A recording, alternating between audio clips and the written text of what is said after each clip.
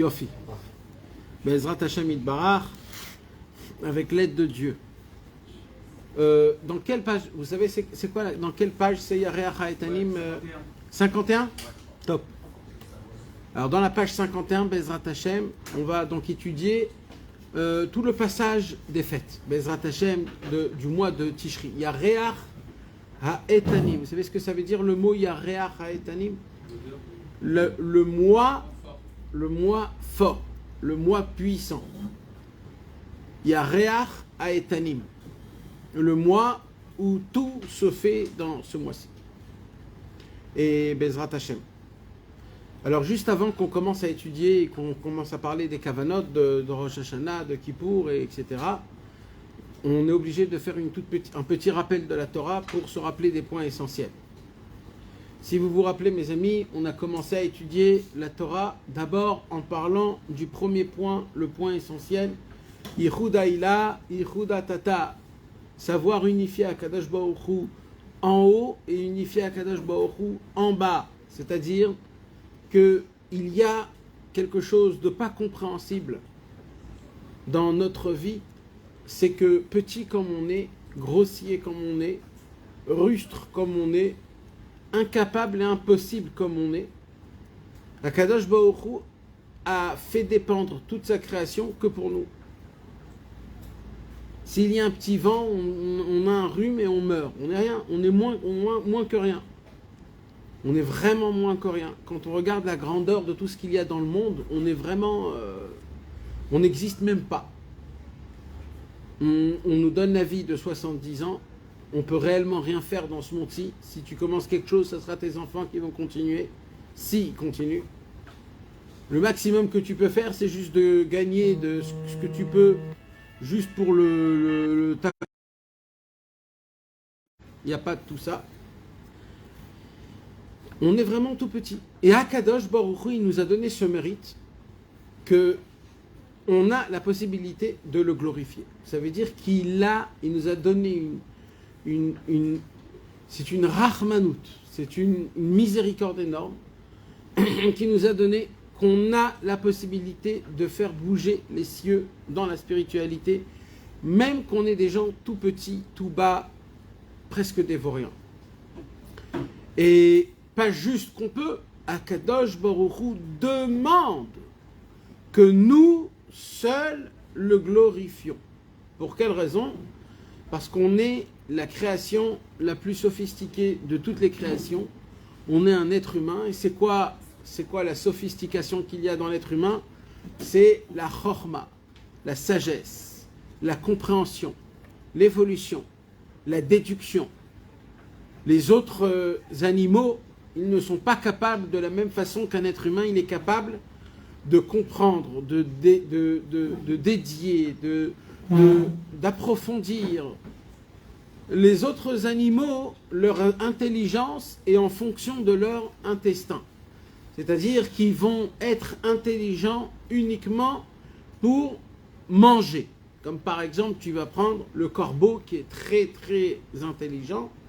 Tout ce qu'il va faire, il va le faire que s'il y a derrière un cadeau où il va manger quelque chose. Alors il va faire plein de choses très sympathiques, mais il y a un but. C'est quoi le but? C'est d'arriver à manger. Mais un être humain, il a la capacité, la possibilité d'une sagesse qui est énorme, qu'elle dépend de rien. C'est juste une chorma binadat qu'Akadosh Baruch Hu nous a donnée. C'est la raison pour laquelle l'être humain est la création la plus belle et la plus importante du monde en entier.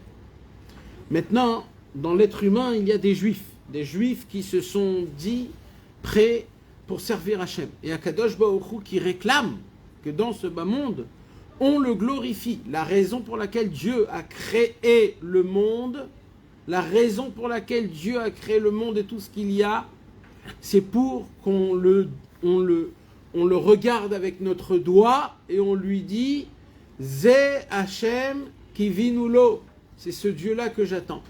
« Zé » avec un doigt, « Zé ». C'est-à-dire que Akadosh Baruch Hu, il attend de nous que nous, on le sert totalement de manière qu'on a une foi, une croyance qui est énorme, qu'on sait que tout dépend de lui et que quand on a besoin de lui, il faut prier, lui demander, le supplier Et quand il nous donne, eh ben, il faut le remercier. Et comme ça est constituée la vie d'un juif. La vie d'un juif est constituée de manière qui fait rentrer la divinité d'Akadosh Baruch Hu, la royauté d'Hachem dans sa vie, même personnelle. C'est quoi un grand homme? Un grand homme, c'est un homme qui arrive à faire rentrer Hachem de plus en plus que les autres, plus que c'est possible. Et un homme qui fait rentrer moins Hachem dans sa vie, c'est un homme qui vit moins. Il vit moins Akadosh Baruch Hu, donc son niveau, automatiquement, il y a moins de glorification pour Akadosh Baruch Hu, donc c'est un niveau qui est plus bas. Le but de tout dans le monde, c'est l'Eida ou l'Eodia.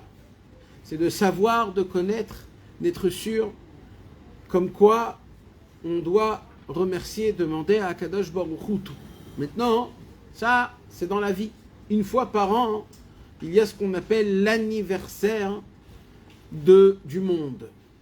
L'anniversaire du monde. C'est quoi l'anniversaire du monde? L'anniversaire du monde, c'est pas juste un anniversaire, c'est l'anniversaire de Dieu. C'est aussi la façon dont laquelle Akadosh Baruch Hu, il s'est exprimé dans ce monde-ci. C'est quoi ce monde? C'est une façon d'expression qu'Akadosh Baruch Hu s'est exprimé dans le monde. À travers des arbres, à travers des vaches, à travers des êtres humains, des montagnes, des vallées, des ruisseaux. Akadosh Baruch Hu, il s'est exprimé dans ce monde-ci. Il veut qu'à travers cette expression-là, il veut qu'on le serre. Et c'est ça sa glorification, c'est ça sa grandeur, c'est ça sa gentillesse, c'est sa bonté qu'il fait avec nous. C'est qu'il nous permet de vivre dans ce monde-ci, mais à une condition, c'est qu'on sait que tout vient de lui. Il y a donc un jour où c'est un jour d'anniversaire. On ne va pas appeler ça un anniversaire, on va appeler ça le grand jour de la royauté. Vous savez que le jour royal, c'est quoi le jour royal? C'est le jour où Akadosh Baruch Hu, c'est pas le jour où Hachem il a créé le monde le plus important. Ça a été quand le jour où Hachem il a créé le monde? C'était le 25 Elul. 25 Elul, Akadosh Baruch Hu, il a commencé à créer le monde. Et c'est quand que l'homme il a été créé? C'était le premier jour de Rosh Hashanah. Premier jour de Rosh Hashanah, c'est au moment où l'être humain a été créé, donc le 6e jour, au moment où l'être humain a été créé, que ce jour-là, on commence à compter le monde à travers le jour où l'homme il a été créé. On ne compte pas le jour où la lumière a été créée, où l'eau a été créée, où la terre a été créée, ou alors les astres ont été créés, ou les animaux, ou alors les poissons. Non. Le jour du comptage de ce monde-ci, dans le calendrier, dans l'importance, dans les fêtes, dans tout, c'est le jour où l'être humain il a été créé. Tant que l'être humain n'a pas été créé, le monde n'a pas d'importance. C'est quand que le monde a une importance, le jour où Adam Arishon il a été créé. Ça a été quand? Ça a été un vendredi matin, à l'époque. Mais c'est ce que ça tombe à chaque fois, le premier jour de Rosh Hashanah. Ça veut dire qu'on considère depuis tout que chaque jour de la création c'était 24 heures, c'était un jour? C'est une grande question. C'est une grande question. Je vais choisir de te répondre à travers la Emouna. Chaque jour était fait de 24 heures. Donc on parle de 6 jours de 24 heures chacun. Et le monde, il a été fait depuis la première lumière qui est descendue dans ce monde-ci, jusqu'à que l'être humain ait été créé. Ça s'est passé une semaine, Bepshitout. Alors il y a des autres explicateurs, des autres commentateurs, qu'eux, ils veulent expliquer que non, le temps n'était pas encore en mode en marche. Alors, je ne vais pas rentrer dans ça, d'accord? Parce que ça, c'est des questions qui sont mal et mala, mal et fnim, mal et achor. Ce sont des questions qui nous dépassent. Et il y a écrit dans la Mishnah de Masechet Ta'anit, quand on pose des questions qui nous dépassent et qui n'a pas de but en plus aussi, eh ben c'est pas bien. Ça nous mène nulle part et personne ne peut réellement répondre à ça. C'est-à-dire qu'il faut considérer, pour pouvoir comprendre ça, c'est que c'est un jour. Un jour. Et moins on sait ce que les goïms ils disent à ce sujet-là, mieux c'est. Notre émouna simple, Bepshitout, c'est que Bepshitout, Akadosh Baruch Hu, il a dit des choses et tout ce qu'il a dit, ça s'est fait. Il a créé le monde avec 10 paroles et ça s'est fait directement. C'est pas une évolution. C'est pas une évolution de quelque chose. Ça s'est fait parce que Dieu l'a dit et Dieu l'a demandé. Zéou. Bepshitout gamour. D'accord? Après, il y a des choses que nous, on ne sait pas, nous, on ne comprend pas. Peut-être dans le futur, on va apprendre des nouvelles choses. Pour l'instant, on est très content de penser de cette manière-là. Il n'y a pas plus beau et plus simple que la simplicité.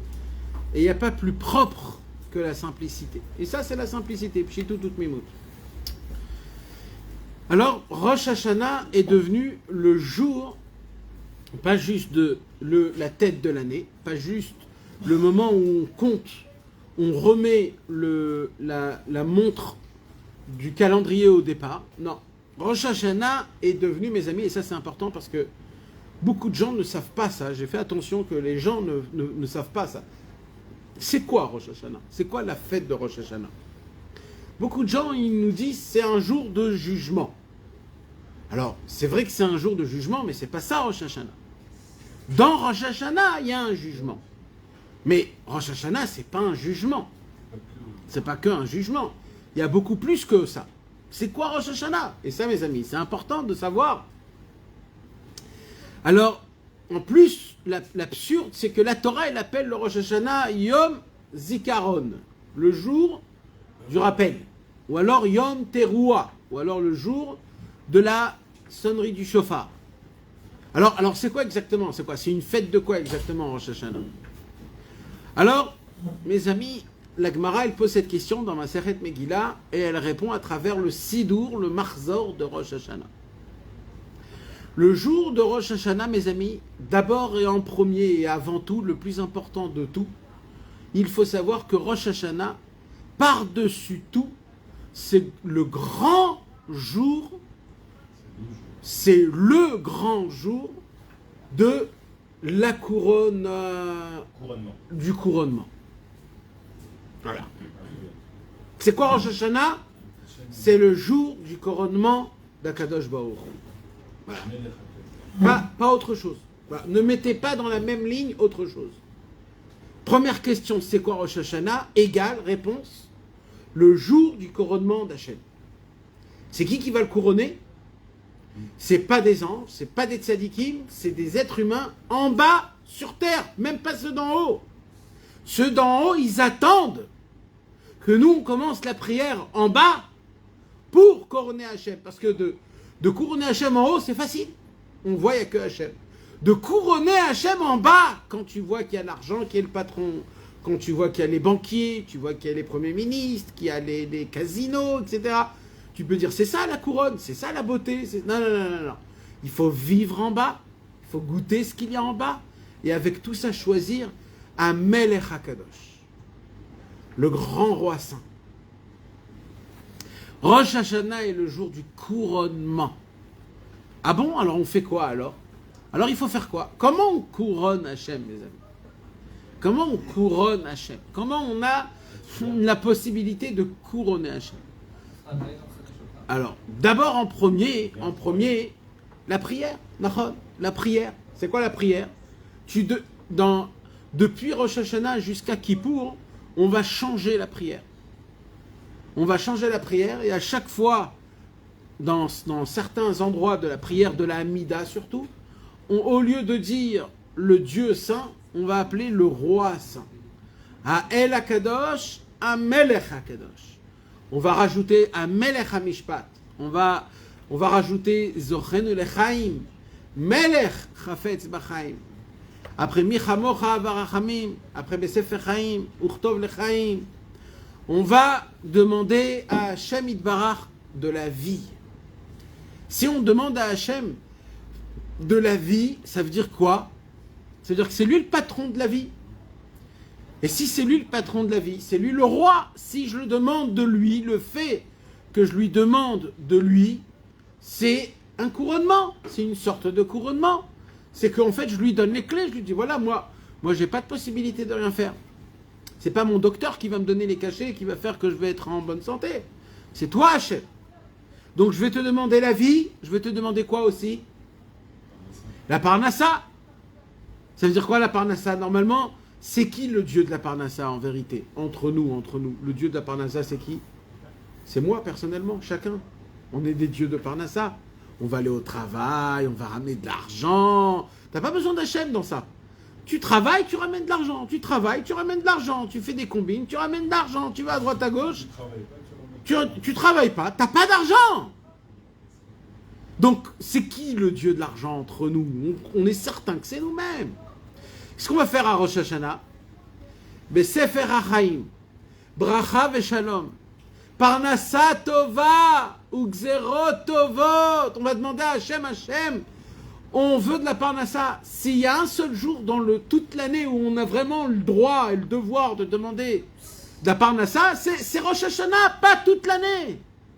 Toute l'année, confiance. Mais s'il y a un jour, Rosh Hashanah, on va glorifier Hachem, on va couronner Hachem à travers les choses matérielles.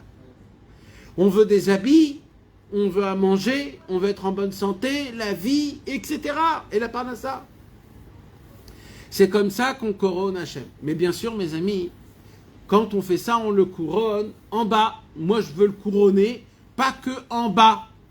Vous vous rappelez, mes amis? Il y a Ichuda Ilaha et il y a Ichuda Tata. Il y a l'unification d'Hachem en haut et il y a l'unification d'Hachem en bas.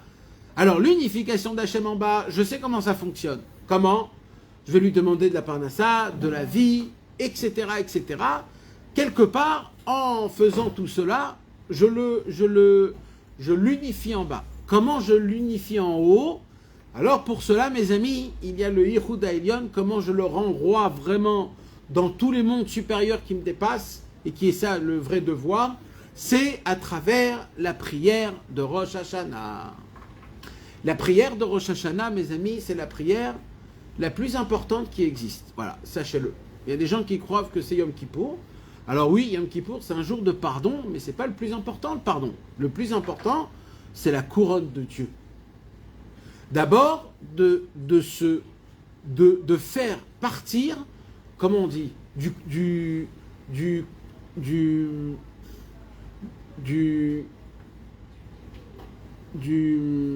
royaume d'Hachem.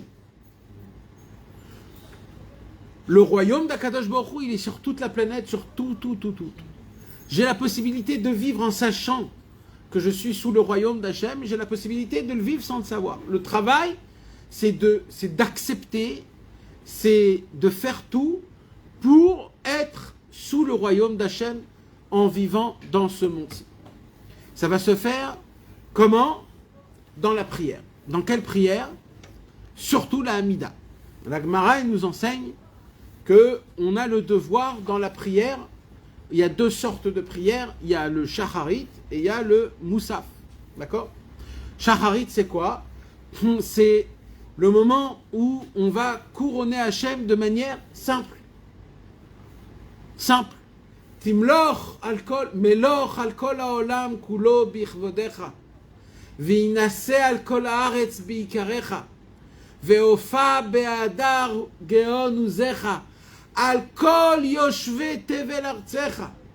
Ve'yeda kol paul ki ata pe'alto. Ve'yavin kol yetzur ki ata yetzarto. Tout ce qu'on va dire pendant la prière de Shacharit, ce sont des prières en disant Hachem, c'est toi le roi, tu es le roi sur nous tous, sur même les goïms, sur tout ce qui existe. Il faut que le monde le sache, c'est que de ça qu'on va parler. Mais après Moussaf, on va monter à un deuxième niveau. Moussaf, c'est le Yehuda Ila. Dans Moussaf, il y aura 3 sortes de sujets qu'on va parler pendant le premier jour et le deuxième jour. Et ça, c'est les sujets les plus importants, c'est-à-dire la royauté, le couronnement dans sa valeur. Et pour cela, les Chachamim nous ont institué de lire beaucoup de psukim qui touchent 3 sujets. Malchuyot, Zichronot, Shofarot. Il y a 3 sortes, si vous vous rappelez mes amis, 3 fois on fait le shofar, en plein milieu de la Mida, après dans la Chazara, Malchuyot, Zichronot, Shofarot. Dans un premier temps, on va lire plein de psukim qui parlent de la royauté. Miouze melech hakavod, Hashem tzvaot ou melech hakavod. Que des psukim qu'on mentionne ont le mot melech, malchuyot. Après il y a zichronot. C'est quoi zichronot? le fait qu'Akadosh Baruch Hu se rappelle de nous. Alors on va commencer dans le livre, dans le Sidour, à rapporter plein de psukim qui parlent du rappel, comment Hachem se rappelle de nous. C'est-à-dire que Hachem nous a pas laissé tomber dans la planète Terre, mais il est avec nous. Ça va commencer à travers Noach. Il y a écrit que Noach, va Hachem zachar et Noach betoch hateva. Hachem s'est rappelé de Noach. Au moment où Hachem se rappelle de Noach, c'est pas Stam. Ça veut dire qu'Akadosh Baruch Hu, il a un lien avec nous, avec les êtres humains, avec cette petitesse qu'on est. Alors on va commencer à parler de tous les endroits dans toute la Torah, combien de fois Hachem il s'est rappelé de nous avec Abraham, Yitzhak, Yaakov, Moshe Rabbeinu, le peuple juif pendant les 40 ans du désert. On va dire plein de psukim. Et après qu'on a fait les Zichronot, on va lire des psukim de Shofar. Pourquoi? Car quand on couronne le roi, il faut que le monde l'entende. Et pour que le monde l'entende, il faut sonner du shofar. Quand on sonne du shofar, ça fait plusieurs travails. Premier travail, ça fait quoi? Ça fait, d'abord, ça met une crainte. Ça te fait peur. Ça te saisit. Ça t'emmène quelque part. Quand quelqu'un il entend un shofar, il doit venir quelque part. Il se dit, qu'est-ce qui se passe? On m'appelle, qu'est-ce qui se passe? Donc on vient quelque part. Et en plus de cela, le shofar en lui-même, c'est une déclaration. C'est comme ça qu'on déclare quelque chose de public. Et il n'y a pas meilleur comme le shofar qui a commencé à Yitzhak Avinu quand on a voulu lui faire la Kedat Yitzhak qui s'est passé quand? Aussi à Rosh Hashanah. Alors on va prendre le bélier qui était embrouillé avec les arbustes et on va sonner du shofar pour qu'on se rappelle aussi de la Kedat Yitzhak. Et en faisant ces trois parties dans la Hamida, qui est écrit dans chaque marzor pendant le premier et le deuxième jour, à ce moment-là même, on a le mérite de couronner Akadosh Baruch Hu de manière qu'il le faut. Chacun, après, il a sa personnalité, comment le faire. Mais le minimum de tout, c'est au moins de lire le marzor, la prière Bepshitut, et d'entendre le shofar. Et tout cela, mes amis, ça nous rappelle le travail du commencement de notre Torah. On a parlé un homme, il a le devoir d'unifier Hachem en haut et en bas. Ah, et comment on fait pour unifier Hachem en haut et en bas? Il dit Rabbeinu, pour cela, il faut beaucoup lire des paroles de Torah de manière que les paroles de Torah puissent t'éclaircir en toi. Et au moment où les paroles de Torah, ils s'éclaircissent en toi, tu connais le mauvais du bon chemin. Ah, et Rabbeinu, il vient, il dit, mais ce n'est pas évident. Pour cela, il faut garder la bouche. Que la bouche, elle a du respect, du kavod. Parce que si la bouche, elle n'a pas de kavod, alors elle ne peut pas s'allumer en toi. Ça veut dire quoi? Il faut que la bouche, elle a du kavod.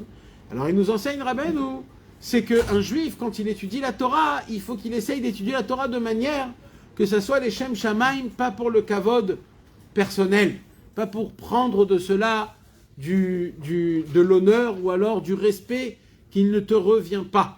L'honneur et le respect appartient que à Hachem. Et un homme n'a pas le droit de prendre de l'honneur, du respect, surtout de la Torah. Si Chas Veshalom, un homme, il tombe dans le kavod et la ga'ava, alors malheureusement, les paroles de la Torah ne peuvent pas s'allumer en lui. Alors pour cela, il faut être propre du kavod et de la ga'ava. Comment on fait ça? Il dit Rabbeinu. Il dit Rabbeinu, on le fait à travers le tikkun abrit. Pourquoi? Il dit parce que on sait que tout ce qui est autour de la Gdushat Abrit, de la Shmirat Abrit, c'est autour le nom Vav. C'est autour du Vav, parce que le Vav, c'est Mosif al Arishonim. Vav, c'est un rajout. Et à chaque fois qu'on rajoute, la Gemara, elle dit, on rajoute surtout dans la Gdusha, c'est-à-dire dans la Gdushat Abrit. Et il y a deux façons de dire Kavod. Il y a le dire Kavod avec le Vav, et il y a dire Kavod sans le Vav. Quand c'est Kavod sans le Vav, c'est Kvatpe. C'est quoi Kvatpe? C'est-à-dire bégayer, quelqu'un qui ne parle pas. C'est-à-dire que quand il va étudier la Torah, alors les mots de la Torah ne vont pas s'allumer. Et grâce à ça, il ne pourra pas unifier Hachem. Par contre, Si un homme, il rajoute le vav dans le kvad p, ça devient kavod. La kavod, veloïdom. Là, quand un homme, il garde le kavod Hachem, loïdom. Alors grâce à ça, il peut parler, il peut commencer, il a le droit de paster, c'est-à-dire. C'est ça que ça veut dire. Kavod, veloïdom. Donc le kavod, il est important.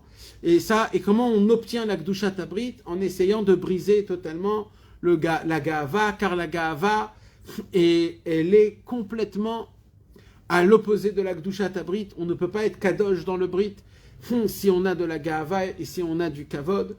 Pour enlever le Kavod à la Gahava, il faut être humble et il faut se rabaisser, comme il dit Rabbeinu, Nivze be'enav nimas, jusqu'à qu'il se regarde de manière très éloignée.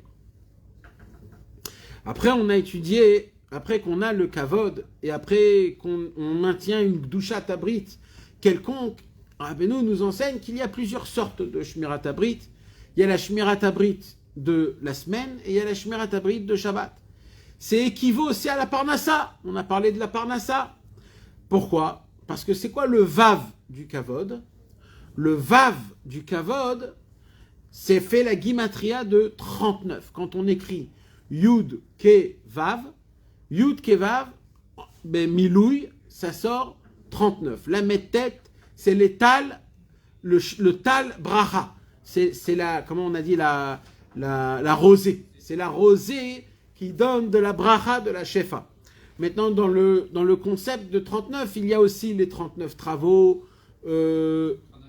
39 makot, il y a les 39 coups, il y a les 39 travaux interdits de Shabbat, il y a les 39 travaux du Mishkan, il y a aussi les 39 klalot que Akadosh Baruch Hu, il a maudit Adam, Chava et la terre, parce que chacun, ils ont fait une faute. Donc le numéro 39, il a un numéro très simple. Et Rabbeinu, il nous dit, c'est très simple. Quand un homme, il est kadosh dans le brit, et qu'il a la imuna parfaite, et le kavod et la gava, il annule, grâce à ça, il obtient la bénédiction des 39 bénédictions, et des 39 travaux du Mishkan, et des 39 lumières, et aussi des 39 bénédictions. Par contre, Hasbe Shalom, si quelqu'un il est tombé dans le Bgam Abrit et qu'il n'a pas de Imuna et de Bitachon, alors sa Parnassa elle est mauvaise, et à cause de ça, les 39 ce sont des klalotes, ce sont des coups, ce sont des problèmes. D'accord? On a vu tout ça, et ça dépend de la Gdushat Abrit de la semaine, etc. On avait étudié aussi que c'est ça la différence entre la Halacha et la Kabbalah. Et après, on n'a pas encore parlé, mais il y a aussi une nouvelle perception, c'est Razin et Razin des Razin. Ok. Ça, c'était juste comme ça pour essayer de regarder de loin, plus ou moins résumé de notre Torah. Maintenant qu'on a les points essentiels, mes amis, on va lire, d'accord? On n'a pas le temps de lire mamash tout et de traduire tout, mais on va lire vite fait, et à chaque fois qu'il faut expliquer et qu'il faut donner des points, je vais m'arrêter et je vais expliquer. Et vous allez voir, c'est une beauté énorme, énorme. Après ce qu'on a étudié et qu'on connaît un peu cette Torah-là, plus ou moins, les points essentiels, de voir la Géonout du Rav de Tchérin, comment il a découvert tout ça dans le Likutei Moharan, dans ce qu'on a vu, c'est vraiment c'est phénoménal, vraiment. Bezrat Hashem.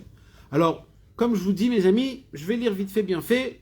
Et là où il faut bien s'attarder, on va s'attarder. Alors, vous l'avez, Berosh Hashanah, Oskin Kol Israël, Sheyena Seprinat Yehuda Ila Veyehuda Tata, Kamuvan Bekit Ve'arizal, ou Beyoter Mevor Beze Besefer Brit Keunat Olam. Il y a un livre qui s'appelle, du Hari Akadosh, qui s'appelle le Pri Etz Chaim. Le Pri Etz Chaim, c'est les kavanot de chaque chose. Et là-bas, il y a le Rosh Hashanah, les kavanot de Rosh Hashanah. Et là-bas, il parle surtout du shofar. Parce que les kavanot de Rosh Hashanah, c'est surtout le shofar. Et là-bas, il explique que le shofar, il a 2 portes, 2 trous, 2 sheharim, 2 portes, 2 grandes portes. Il y a la petite porte qu'on met dans la bouche, et il y a la grande porte qui est ouverte, qui est de l'autre côté, qui est à la sortie. D'accord? Et là-bas, le Hari Akadosh, il dit que dans la petite porte, on fait le Ichud Atarton, et dans le grand, on fait le Ichud Aelion. C'est pour ça que toujours il est plus haut, et celui-là, il est toujours petit. Et c'est la raison aussi pour laquelle que si on prend le chauffard et qu'on le met en bas, c'est-à-dire que ça sort en bas, pas soul. Pourquoi? Parce que c'est le Ichud Aelion, il faut qu'il soit en haut. Donc rien que déjà le Inyan du chauffard, il dit le Ari Akadosh, il y a dans le chauffard, juste en l'entendant et en faisant les brachot, etc., il y a déjà un Ichud Elion et Ichud Tarton déjà qui applique toute notre Torah, déjà, c'est le premier. Et ça commence comme ça veut dire, si ça commence comme ça veut dire que Mamash, cette fête, elle a un lien énorme avec l'unification d'Hachem, en haut et en bas. Le Harizal, il ne le dit pas juste en mode en plus. C'est ça les ikars de toutes les kavanot de Rosh Hashanah, c'est d'arriver à unifier Hachem en haut et en bas. Et là, il rapporte un deuxième livre, le Sefer Brit Keunat Olam. C'est qui a écrit le Brit Keunat Olam? C'est Rabbi Yitzhak Isaac de Koritz, un élève du Baal Shem Tov, qui a expliqué les kavanot du Harizal de manière chassidoute. Et lui, là-bas, je l'ai ouvert, je l'ai étudié, j'ai ouvert le livre. C'est un livre qui est très compliqué, mais on voit là-bas, Mamash, comment il explique énormément de points, Péléplaïm, qui touchent notre Torah, Mamash, notre Torah, comme quoi le Ikar, il dit pourquoi on a besoin de unifier Hachem en haut et en bas. Il dit parce que quand on unifie le Hachem en haut et en bas, on perçoit Bina Ila, la grande Bina. Et si vous voyez bien les mots que Rabbeinu il dit, Tvunot à Torah Leunka, le mot Tvunot, c'est Bina. C'est quoi Tvunot? C'est Bina. C'est juste la fin de Tvuna, mais c'est Bina. Donc Mamash, il nous dit que quand un homme il atteint le chauffard, son secret, c'est la Bina. Pourquoi c'est la Bina? Parce que la Bina, c'est féminin. Et la Bina, c'est comme une maman, que la maman, c'est la seule qui a toujours pitié de son fils, même si son fils a fait des problèmes. Alors nous, on fait quoi? On va utiliser la voix féminin, le chauffard, pour réveiller la maman, et pour dire Hachem, Hachem, on te demande pardon, mais avec la voix de maman, comme ça, c'est pas grave, comme ça, c'est comme une sorte de amtakat adinim, qu'on donne notre problème à notre maman, que notre maman, elle va s'arranger avec le papa, pour pas qu'il y ait des problèmes. Et ça, c'est grâce au chauffard. D'accord? Et ces deux yichudim, on a dit, Em Shema Israël ou Baruch Shem, c'est les deux phrases qu'on dit à voix... non, à Yom Kippour, on dit à voix. C'est la fin, Yom Kippour. À Rosh Hashanah, on dit à voix basse, Ve'em ikar psukei kabbalat malchut shamayim, שבזה עוסקים ביותר בראש השנה, כמו שאמרו רבותינו ז"ל, אמרו לפני, אמרו לפניי מלכויות כדי שתמליכוני עליכם. Dites devant moi des pasouks, comment on dit des pasouks? Des versets de royauté pour que vous me nommez le roi. כדי שתמליכוני עליכם. Pour que vous me nommez comme roi. Vous imaginez, mes amis? C'est énorme. C'est énorme que Akadosh Baruch Hu, il dépense sa royauté à travers des personnes comme nous, des mammifères comme nous. Mais mec, c'est Péléplaïm, c'est Péléplaïm. Et alors nous, on ne doit pas dénigrer ça, parce que nous, on dénigre tout de suite, nous. On se dit, ouais, où on est là dans le Sidour, où on est, ah ok, bon, je suis venu un peu tard. Comme si que, bon, on s'en fout, c'est pas important, c'est une cérémonie, c'est les prières. Non, les amis. Ça, si on ne le fait pas, il n'y a pas de couronnement. Voilà, personnellement, il n'y a pas de couronnement. D'accord? Celui qui veut participer au couronnement et qui est le but de toute l'année, de tout ce qui peut se passer, c'est pendant Rosh Hashanah, en essayant de lire le Marzor comme il faut, surtout la Amida qui est vraiment importante, le Shacharit et le Moussaf du matin, du premier et du deuxième soir, encore plus si c'est à une synagogue, parce qu'il y a écrit Berov Am Adrat Meler. Plus il y a du public, plus il y a de l'honneur pour le roi. Donc c'est important que ça puisse se faire. C'est pour cela, Rabbeinu, il a demandé qu'il y a un grand kibbutz à Ouman à Rosh Hashanah. Pourquoi? Parce que plus il y a du monde, plus ce couronnement, il se fait. Vous connaissez, mes amis, la parole qu'un jour Rabbeinu, il a dit. Un jour, Rabbeinu, il a dit une parole qui était très forte. Kol haolam mamlichim et Hashem. Le monde en entier, il couronne Hachem. Avalikara amlacha ou etzli. Mais le couronnement, il est chez moi. C'est chez moi que ça se passe, le couronnement. C'est à Ouman.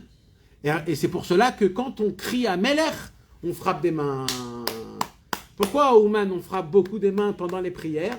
Surtout quand on dit Amelech Hakadosh. Tout le monde frappe des mains. Pourquoi? Parce que le couronnement, il est là. Rabbeinu nous a enseigné que le couronnement, il est dans Amelech. C'est quoi Amelech? Amelech, c'est les Rachetevot. Kol meoraotav hem letovato. C'est ça qui nous enseigne Rabbeinu Hakadosh.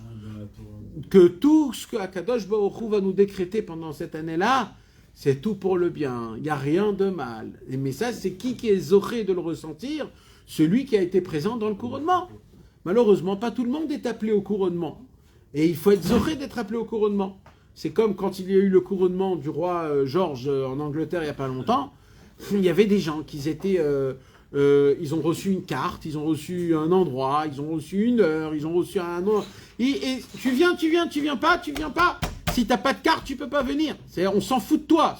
Si le roi il t'a invité, c'est qu'il s'en fout pas de toi. C'est qu'il veut que tu viennes et que tu lui dises vive le roi. Si tu lui dis pas vive le roi, c'est très grave. Nous, on doit prendre cette invitation et d'aller là où il faut aller et de dire vive le roi, vive le roi. Comment on le crie? Amelech Hakadosh, le roi saint. C'est ça l'importance, mes amis.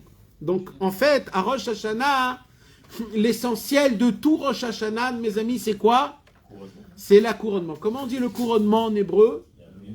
Alors, l'amlir, mais de manière simple, comment on dit? La malchout. C'est la malchout. La malchout, c'est la royauté. Toute la fête de Rosh Hashanah, c'est quoi? C'est la malchout. Et sachez, mes amis, que il faut aussi, on va lire, d'accord? Veine, voici. Mais voir bifnim, c'est écrit. Shalidei chez Israël, Gormin, Shnei Yichudim. Rabbeinu nous a enseigné dans notre Torah à nous que quand le peuple juif il applique les deux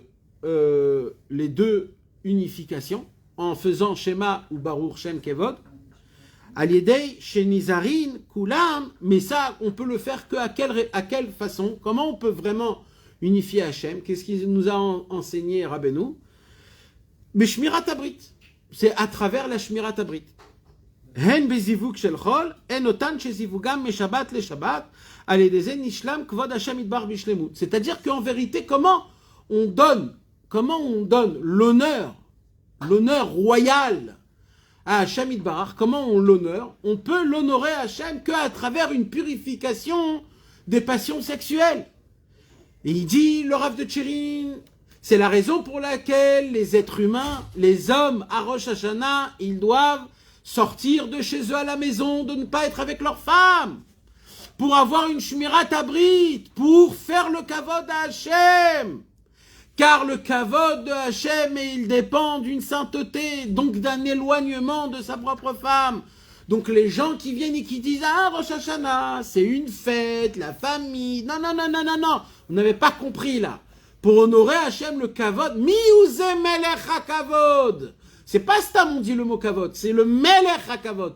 Pour qu'il soit appelé le melech ha-kavod, il faut que les gens, quand il règne Hachem, quand il est mamlichin oto, quand il le couronne, il faut que les gens qui le couronnent, ils soient purs dans la Kedushat Abrit. Et comment ils soient purs dans la Kedushat Abrit? Il faut qu'ils sortent de chez eux, qu'ils s'éloignent de tout ce qui se tourne, qu'ils vont dans un autre endroit et qu'ils commencent à faire des tikkuné klali, des mikvaot, tout ça, ça se passe, mamash.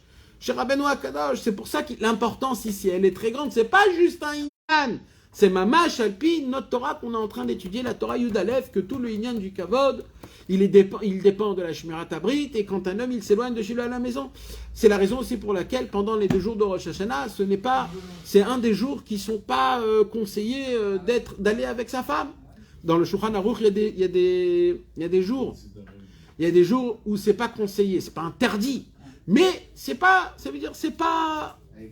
éviter, on va dire, c'est à éviter. Sauf si c'est la Lelt Villa. Mais même si c'est un Lelt Villa, et qu'un homme il doit partir à Ouman à Rosh Hashanah, vadaï que il doit demander la permission et après partir, mais pas rater pour un Lelt Villa. D'accord? On continue. Agam tzrichin lizer meod, on a dit aussi. Non mais c'est pas chou ça mes amis. Il n'y a même pas besoin de le dire.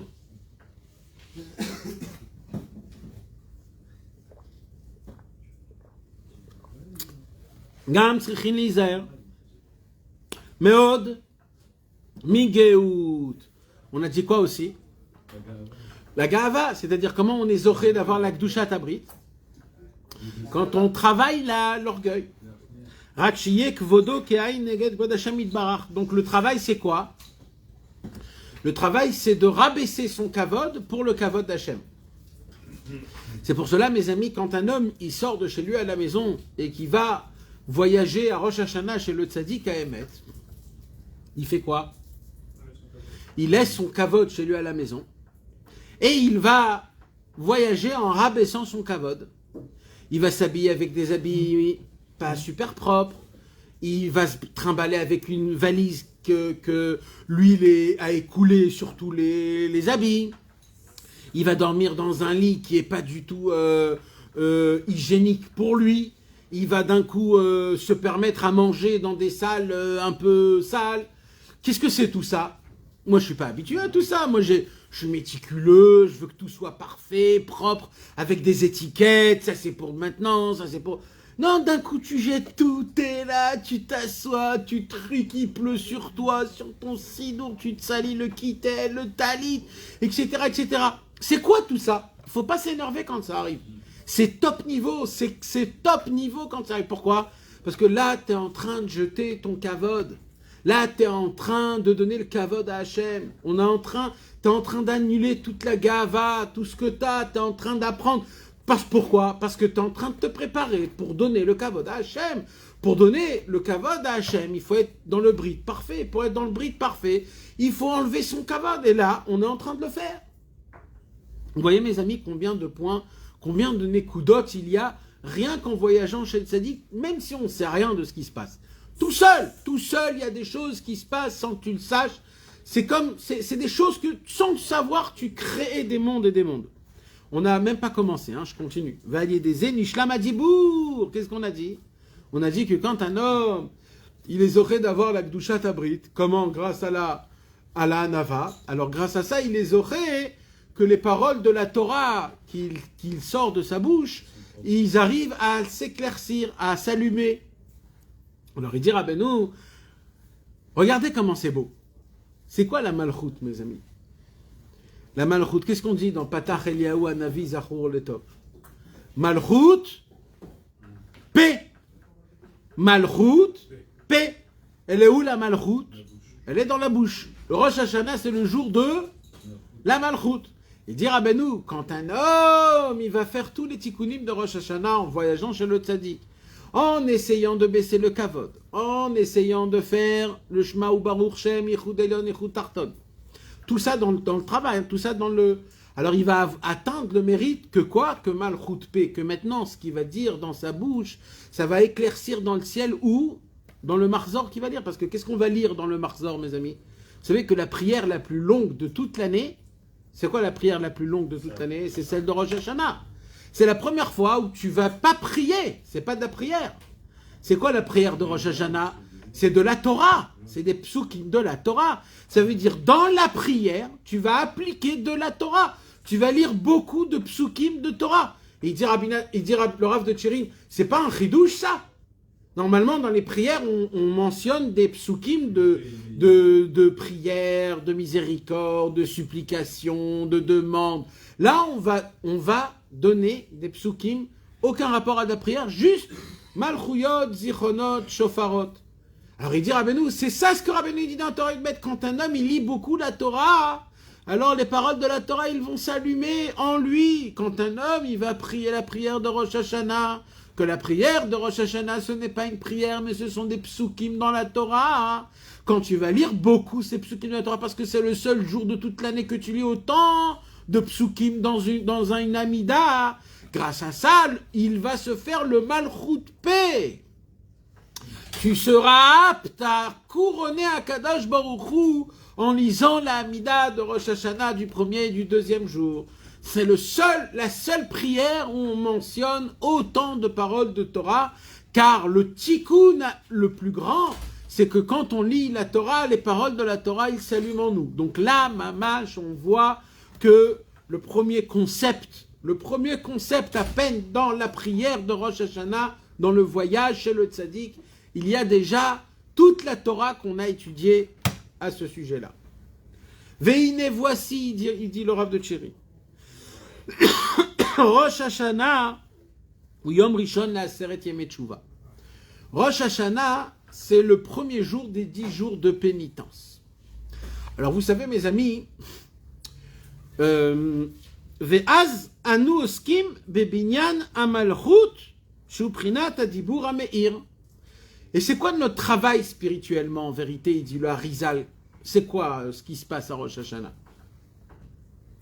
À Rosh Hashanah, mes amis, c'est un peu compliqué de l'expliquer. Je vais essayer de l'expliquer de manière très simple. Au début de la création, il y avait Adam et Chava qui étaient en un seul corps. D'accord? Adam et Chava, ils étaient eux deux en un seul corps. Comment? Androgyne. C'est-à-dire qu'ils étaient dans un seul corps, mais d'un côté Adam, d'un autre côté il y avait Chava. D'accord? Ça, mes amis, ça a l'air quoi, ça? Ça, c'est le zivouk parfait. C'est le zivouk parfait. C'est comme ça la perfection. Quand les deux forment un vrai corps. D'accord? Mais Adam Arishon, il a fait quoi? Il a dit, je veux pas être seul. Pour moi, c'est être seul. Je veux avoir un compagnon. Comme tout le monde a un compagnon. Alors, qu'est-ce qui s'est passé? Ça s'est passé quand tout ça? Pareil à Rosh Hashanah. Alors, Akadosh Baruch Hu, il a fait faire endormir Adam Arishon. Et là, qu'est-ce qu'il a fait à Hachem? Il a fait une opération, il a été Noser, Nessira. Il a fait une Nessira, ça s'appelle dans la Kabbalah. C'est-à-dire, il a fait un... Comment? Un entaille. Il a entaillé. Il les a séparés, il les a coupés en deux. Et là, Chava était devenu Chava, et là, Adam Arishon était resté Adam Arishon, comme c'est aujourd'hui. Le Harizal, il vient et il dit, dans cette histoire-là, il faut savoir que c'est très spirituel ce que ça parle là. Ça parle de quoi? Et il dit, le Haria Kadosh, qu'avant la création de tous les mondes, avant qu'il y ait des problèmes, alors dans les sphirotes, il y a 10 sphirotes, mes amis. Nachon, il y a 10 sphirotes. Vous vous rappelez qu'il y a 10 sphirotes? Keter, Chochma, Bina, Chesed, Gvura, Tiferet, Netzach, Od, Yesod. C'est quoi le Yesod? Le Yesod, c'est la dernière sphira de base qui, elle maintient en elle toutes les lumières de toutes les autres sphirotes. Pourquoi elle fait ce travail-là? Parce que son travail au Yesod, c'est de faire partager à la Malchut de toutes les lumières. Vous vous rappelez qu'on avait parlé, le Keter et la Malchut, l'essentiel, c'est quand le Keter et la Malchut, ils sont ensemble avec toutes les sphirotes, mais quand il y a une séparation, il y a un problème. Alors, c'est qui la Malchut? C'est Chava, c'est la femme, c'est féminin. C'est qui Adam Arishon? Adam Arishon, c'est les autres sphirotes les plus élevées. À l'époque, la Malchut, elle était incrustée dans les autres sphirotes. Mais comme elle était incrustée dans les autres sphirotes, elle ne pouvait pas recevoir parfaitement. C'est comme un bébé qui reçoit de sa maman dans le ventre de sa maman, ça ne s'appelle pas recevoir. Ça s'appelle un autre chose. Recevoir, c'est quand il y a vraiment une maman, elle donne à son fils. Alors Adam Arishon, il a dit à Hachem, c'est dur de vivre de cette manière-là. Alors Akadosh Baruch Hu, il a fait, Vayapel Elohim Tardema ala Adam, Akadosh Baruch Hu, il a fait faire endormir Adam Arishon. Ça veut dire quoi? Akadosh Baruch Hu, il a endormi tous les mondes célestes. Tous les mondes célestes dorment à Rosh Hashanah. Ils dorment. Et c'est quand ils se réveillent, quand on commence à sonner du shofar. Pourquoi ils dorment les mondes? Parce que c'est une anesthésie qu'on va prendre la malchoute et on va la briser. On va la scinder. D'accord? La malchoute en elle-même, elle a 10 sphirotes. Mais comme là, on va la couper, la malchoute, quand on va la couper, la malchoute, elle va être toute nue. Il n'y aura rien. La malchoute, elle n'aura rien. Alors qu'est-ce qu'on va faire? Alors le peuple juif, il va la rendre riche, cette malchoute. Quoi? Chaque jour des 10 jours de pénitence, on va servir Hachem pour lui donner une sphira. Et dès que Yom Kippour va rentrer, la malchoute, elle va avoir toute ça, elle va être entière, elle va avoir les 10 sphirotes, et là elle va s'appeler une sphira parmi les autres sphirotes, comme chaque sphira elle a 10. Le Keter il a 10 sphirotes, Chorma il a 10 sphirotes, la Bina elle a 10 sphirotes, c'est pour ça que ça s'appelle une sphira, c'est une sphère, elle est parfaite, elle est complète. Mais comme la Malchut elle est rien, elle est collée au Yesod, alors elle est rien. Mais au moment où on va la découper la Malchut, d'un coup elle va être toute seule, elle va être toute vide. Alors, c'est la raison pourquoi il y a 10 jours de pénitence. Parce que notre travail, c'est ça qu'il dit ici. Tout notre travail pendant les 10 jours de pénitence, c'est quoi? C'est à travers la Malchut. On veut créer la Malchut, le binyan de la Malchut. On veut créer la Malchut. Et chaque jour des 10 jours de pénitence, on a le devoir, donc comment on l'a créé la Malchut? En disant tous les jours, Zochenu lechaim, Michamocha varachaman, Besefer Chaim, Amelech HaKadosh, Amelech HaMishpat, on va sonner du shofar, les David Hashem Oriveishi, etc.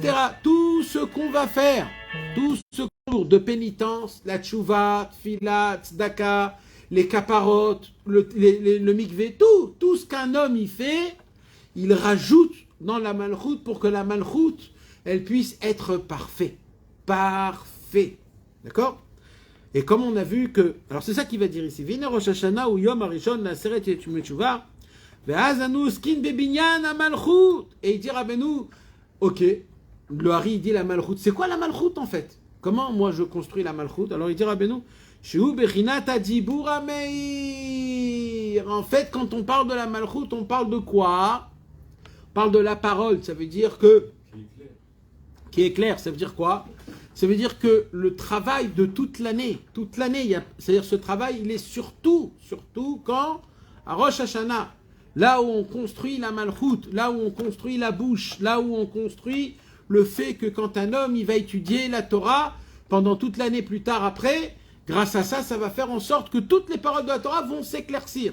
Il y a un moment, et ce moment c'est quand? C'est toute l'année. Mais il y a un moment encore plus propice, c'est quand? Les 10 jours de pénitence. Comme les 10 jours de pénitence, le travail c'est la malchut. Et c'est quoi la malchut d'après Rabbeinu? C'est beaucoup de lire des paroles de Torah. C'est pour cela que pendant ces 10 jours-là, encore plus, il faut augmenter d'étudier et de lire beaucoup. D'ailleurs, c'est la raison pour laquelle Rabbeinu Akadosh, Rabbi Nachman de Breslev, avait ordonné à ses élèves que depuis Aleph Elul jusqu'à le 22 Tishri, c'est-à-dire 40 jours, pendant tout ce temps-là, alors il faudrait terminer tout le Tanakh.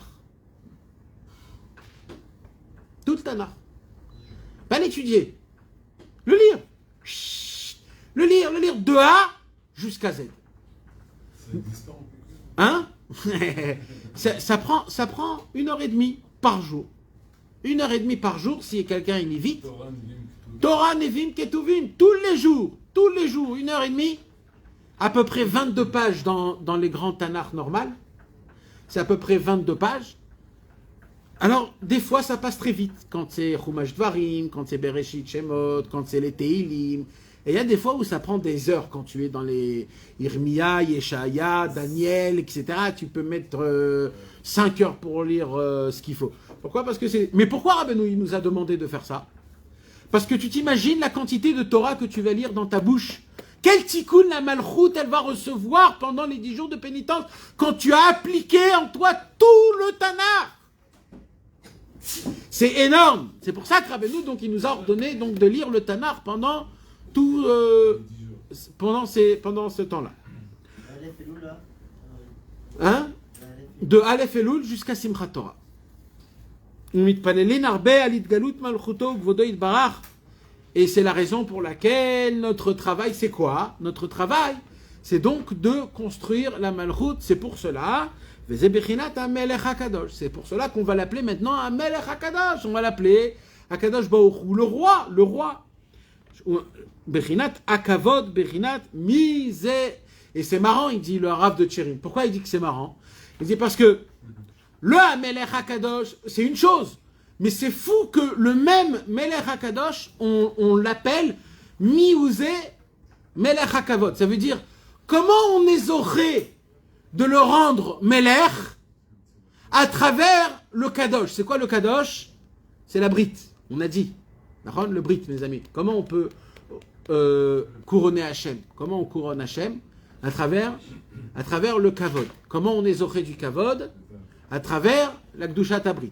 Donc il dit dans les mêmes endroits dans la prière, on mentionne Akadosh Baruch Hu, on dit Amelech Akadosh. Comment on est zoché de le rendre Amelech à travers Akadosh? C'est quoi Kadosh? Gdushat Abrit. D'accord? Donc je répète, Amelech Akadosh, ça veut dire quoi? Comment on est zoché de le rendre Melech à travers Akadosh, la Gdushat Abrit. C'est-à-dire, quand j'ai la Gdushat Abrit, je peux le Amelech. Il dit le Rav de Tchirin, mais il y a aussi, pareil, dans un autre mot, quoi? Miouze Melech HaKavod. Comment tu es zoché, grâce au Tikkun Abrit, tu es zoché d'appeler Akadosh Baruch Hu le Melech HaKavod. Parce que le Kavod, il vient qu'après la Gdushat Abrit. Donc, il y a Melech HaKadosh, et il y a au Miouze Melech HaKavod. Ça veut dire, mamash, les deux seules choses que Rabbeinu nous a enseigné, qu'on arrive à unifier Hachem, c'est deux choses uniques. C'est quoi? De ne pas tomber dans le kavod. Et comment on ne tombe pas dans le kavod quand on garde le brit? Donc maintenant la question se pose, comment on couronne Hachem à travers deux points? Quoi? Le kavod et la Gdushat Abrit.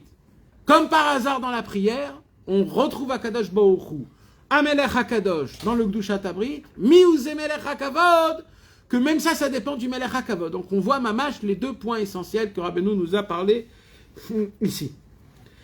והקידוש הוא בחינת הוו של כבוד, שהוא בחינת קדושת הברית, שהוא עיקר הקדושה כמובן בפנים, וקדושה זאת ממשיכין ישראל על עצמם, ממה שדבקין בקדושתו ידבר בבחינת קדושים תהיו, כי קדוש אני כמובן. וגם כי סילוקא דיסודא הוא עד המוחין, שמבחינת קודש וכמובן במקום אחר, וזה שאומרים בברכת אתה קדוש. C'est pour cela, mes amis, que la prière la plus importante du couronnement qu'on fait, c'est surtout dans Ata Kadosh. C'est-à-dire, le Rav de Tchirin, il dit, vous ne vous posez pas de questions, vous ne voyez pas. Normalement, dans une prière de couronnement, il n'y a aucun rapport. Sainteté, pureté, c'est aucun rapport. Et c'est la seule bracha où on couronne Akadosh Baruch Hu, c'est une bracha qui va parler du Gdushat Abrit de A jusqu'à Z. C'est laquelle? Ata Kadosh. Ata Kadosh, Veshimcha Kadosh, Ugdoshim, Bechol Yom Yalelucha Sela, Ki El Melech Gadol Vekadosh Ata, Baruch Ata Hashem Amelech Akadosh. 5 fois, on va prononcer le mot Kadosh pour couronner Hashem. Où est le lien? Où est le rapport? Le roi, c'est le roi. Le roi, c'est le roi. Le roi, il est roi sur ça. Où il est le lien avec le Kadosh? Parce que d'après notre Torah, on comprend tout. Comme Rabbeinu nous a enseigné dans la Torah 11, qu'en vérité, comment on peut donner du kavod à Hachem que quand je suis Kadosh dans le Brit? C'est pour cela que quand je vais couronner Hachem à Melech HaKadosh, j'ai besoin de réveiller la sainteté qui existe. Ata Kadosh, Veshimcha Kadosh. Si moi je suis pas Kadosh, toi Hachem t'es Kadosh, ton nom il est Kadosh.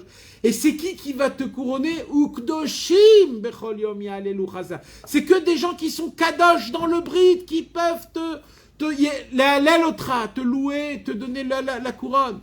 Alors moi je fais partie des gens qui vont le lire, qui vont le dire. Quand on vient à Rosh Hashanah chez le Tzadik Haemet et qu'on est zoché de faire le Vidouï Dvarim et de faire le Tikkun HaKlali qui est un Tikkun Abrit, c'est que eux seuls qu'ils ont la possibilité de couronner Akadosh Baruch Hu. Et mes amis, le plus beau de tout ça, il dit le Rav de Tchirin, qu'est-ce que vous croyez que c'est Stam? C'est Stam, je ne suis pas en train de piocher. Je vais vous faire montrer comment dans tout le Sidour, depuis le début, toute la prière, elle parle que de ça. Comment ça commence la prière de Rosh Hashanah? Comment elle commence dans la Hamida? V'achar kach mitpalelin uvchen. Non. Uvchen ten kavod le'amecha. On commence notre prière comment? En disant Hachem. Voilà. Si c'est moi qui dois te couronner, on est dans une catastrophe. Parce que mon brit, il est tout sale et tordu. Voilà. Alors moi, Pourquoi? Parce que je suis rempli de gava, je suis rempli de etc. Alors quoi? Alors, Hachem, il y a une seule chose que je peux te demander, avec tout ce que j'ai fait en plus. Que toi, tu me donnes du kavod, pour que moi, je te rends ce kavod-là. Alors, on commence d'abord comment? Ufren ten kavod Adonai le'amecha. Donne à ton peuple du kavod. Lequel kavod? Le kavod avec un vav. Le kavod du Gdushat Abrit. Ten le'amecha. Teila leirecha. Vetikva tova ledorshecha. Qui va devenir un espoir pour ceux qui demandent à te régner. Et qui te cherchent mais qui ne te trouvent pas. On demande à Hachem, fais descendre ton kavod pour nous tous, pour qu'on puisse te le rendre, parce que sinon on n'arrive pas. Mes amis, normalement vous devez prendre un marzor, d'accord? Et noter dans le marzor tout ce qu'on est en train de dire là. Parce qu'il faut prier comme ça, voilà. C'est ça nos kavanot. Quand Rabbeinu il a dit qu'il faut avant marcher, vivre avec la Torah, c'est de ça qu'il parlait. C'est que dans toutes les fêtes, dans toutes les prières, dans tout ce qui se passe, dans chaque parashia, tu retrouves cette Torah-là. Donc le Emet, mes amis, c'est de prendre un marzor et de noter tous les endroits où il y a écrit Amelech HaKadosh, ou Frenten Kavod. Là, on commence ou Frenten Kavod. Maintenant, si on vous pose la question, où Ma Kesher, où il est le rapport dans la prière de Rosh Hashanah, qu'on commence ou Frenten Kavod. Adonai le'amecha, teila le'irecha, vetikva tova. Tikva tova, un espoir. Mais de quoi on est en train de parler là? De quoi? D'après Rabbeinu, on comprend. Tant qu'un homme, il n'est pas dans le Gdushat Abrit comme il faut, alors il n'a pas de kavod. Quand il n'a pas de kavod, il peut pas lire les mots de la prière et que ça éclaircit dans le ciel. Alors, la première chose qu'on demande, c'est ten kavod. Chez Gam Israël, iskou les prinat kavod anal, que même le peuple juif, il soit méritant du kavod.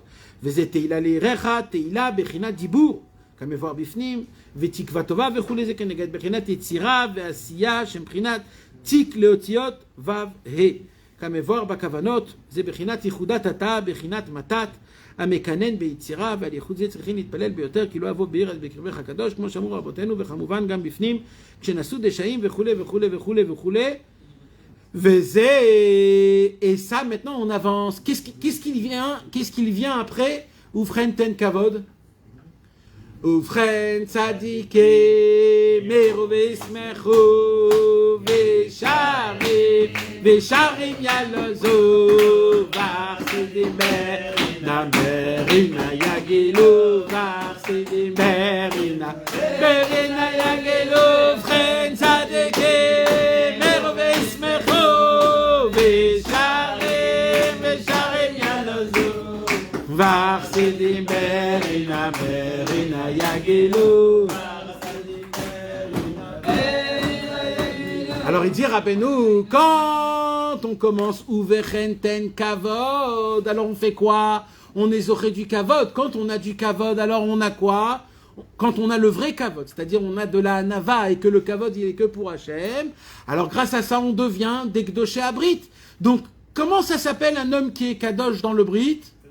Un tzaddik, c'est pour cela que tout de suite après Ufren ten kavod, Ufren tzadike mero ve'ismecho ve'sharim yalozu v'achsidimerina merina yagilu. Parce qu'au moment où tu es auprès du kavod, donc de mettre le vav dans le kavod, après tu peux chanter Ufren tzadikim.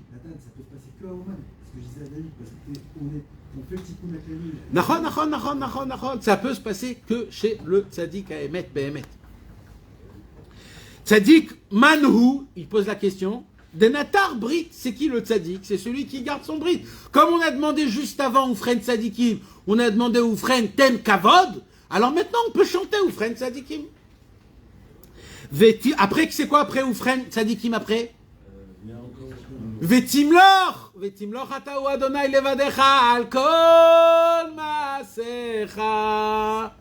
Après qu'on ait zoré du kavod, du tzaddik, Là, il y a la malchoute. Là, tu peux être mamlich Hashem Itbarach. D'abord, tu nous donnes la Kedushat Abrit, après tu nous donnes du kavod. On te donne le kavod, et après, Vitimloch ata ou Adonai levadecha al kol maasecha. Bechinat itgalut malchuto kvudo Itbarach. Veze, c'est pour cela qu'après Vitimloch, il y a quoi? Kadosh ata venor Hashemecha ven Elohim baladecha. Baruch ata Hashem amelech kadosh. Et là, tout le monde applaudit. Pourquoi? Parce que maintenant, après que j'ai obtenu le Yichud Elyon, le Yichud Tarton, le Kavod, le Vav dans la bouche, la Shmirat Abrit, Vetim Lochata, Amelech HaKadosh, tout ce que tu vas dire, ça va éclaircir dans le ciel. Nous, on a étudié comment ça éclaircit en toi, mais à Rosh Hashanah, il se passe quelque chose de plus fort. C'est que les paroles de Torah que tu vas dire, de la Tfila que tu vas dire, elles vont éclaircir devant Hachem et elles vont faire régner HaKadosh Baruch Hu. Pour être zoré de ça, il faut les tikkunim de Rabbeinu de cette Torah. On avance.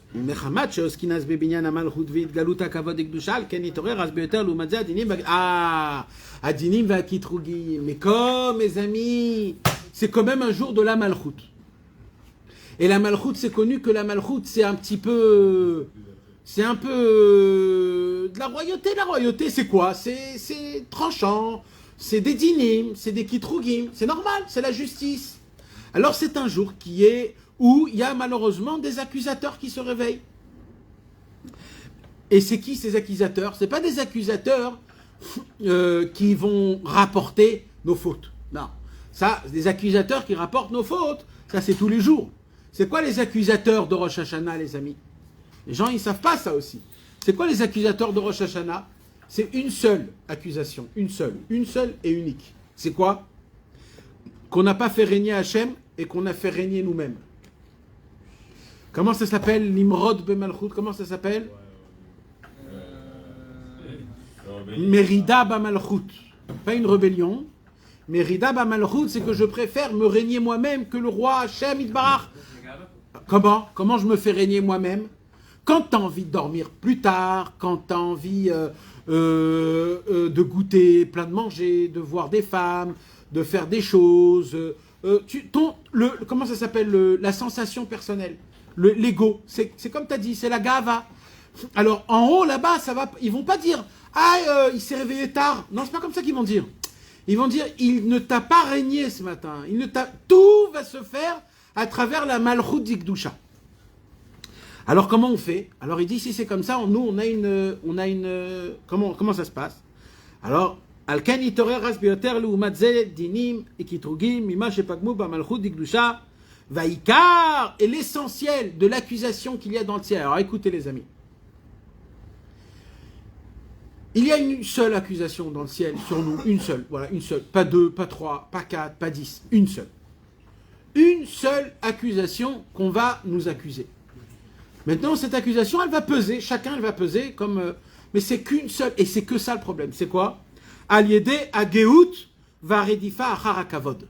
C'est quand un homme il a de l'orgueil et qui court après son honneur. Voilà. C'est sur ça, mes amis, qu'il faut demander pardon. Comment on demande pardon? En régnant Hachem, en disant Hachem, c'est toi le roi, c'est pas moi. C'est qui s'est proclamé roi à Rosh Hashanah? Adam Arishon. En mangeant de l'arbre de la connaissance. Pourquoi il a mangé l'arbre de la connaissance? Parce qu'il voulait être un dieu. Et depuis, nous tous, on se croit qu'on est des dieux. Quand on le répare à Rosh Hashanah, quand chez le tzaddik Haemet, en venant chez le tzaddik, on répare la faute d'Adam Arishon. C'est quand la faute d'Adam Arishon? Rosh Hashanah quand? Entre les deux jours, vers la fin du premier jour. Vers la fin du premier jour, c'est à ce moment-là où Adam Arishon, il a mangé de l'arbre de la connaissance. Rabbeinu, il a dit, c'est quand que vous passez? C'est quand? Au Barechou du soir avant. C'est-à-dire que Rabbeinu nous fait passer dans le jugement avant la faute d'Adam Arishon. Ça veut dire qu'il annule totalement le pgam du kavod et de la gava. C'est que le tzaddik Haemet. Alors on a la possibilité, oui, de prier. C'est pour ça que la mlacha, elle est là où le tzaddik il est. Et il donnait la Torah entre le premier et le deuxième jour même. Alors il dit Rabbeinu, Alken Tziva Alenu Hashem Itbarach. Qu'est-ce qu'on fait alors? Si c'est ça l'essentiel problème, tout notre problème, le seul travail qu'on doit faire à Rosh Hashanah et pendant les 10 jours de Yom Kippour, c'est quoi? Une seule chose, c'est quoi? L'annulation de la Gahava et du Kavod. Il dit le Rav de Tchérin, comment on le fait d'après notre Torah Yud Aleph? Il dit le Rav de Tchérin, c'est à ce moment-là où vient le shofar. Tout le shofar, il est fait uniquement pour une seule chose. Prendre ton cœur, le réveiller, le saisir, le faire peur, et grâce à ça, le briser. C'est la raison pour laquelle, dans le shofar, il y a surtout 2 sons. La tkiya, c'est une tkiya, mais le ikar des 2 sons, c'est shvarim 3.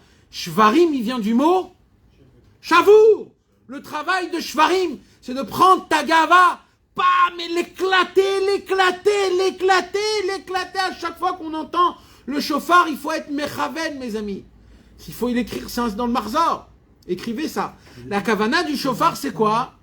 La tkiya, c'est quoi? C'est le yichuda ila. C'est pour éveiller les mondes d'en haut. C'est pour éveiller toi, mais d'en haut. Le shofar, c'est un son il te réveille, il te prend. Mais le shvarim et le troua, c'est pour ça que le shvarim, tout, la halacha, elle te dit, pas plus que 3. Pourquoi? Ça suffit 3. Ça n'a pas besoin plus que 3. Parce qu'on ne veut pas te briser plus que ça. On ne veut pas, parce que sinon ça peut te briser totalement, chas v'shalom.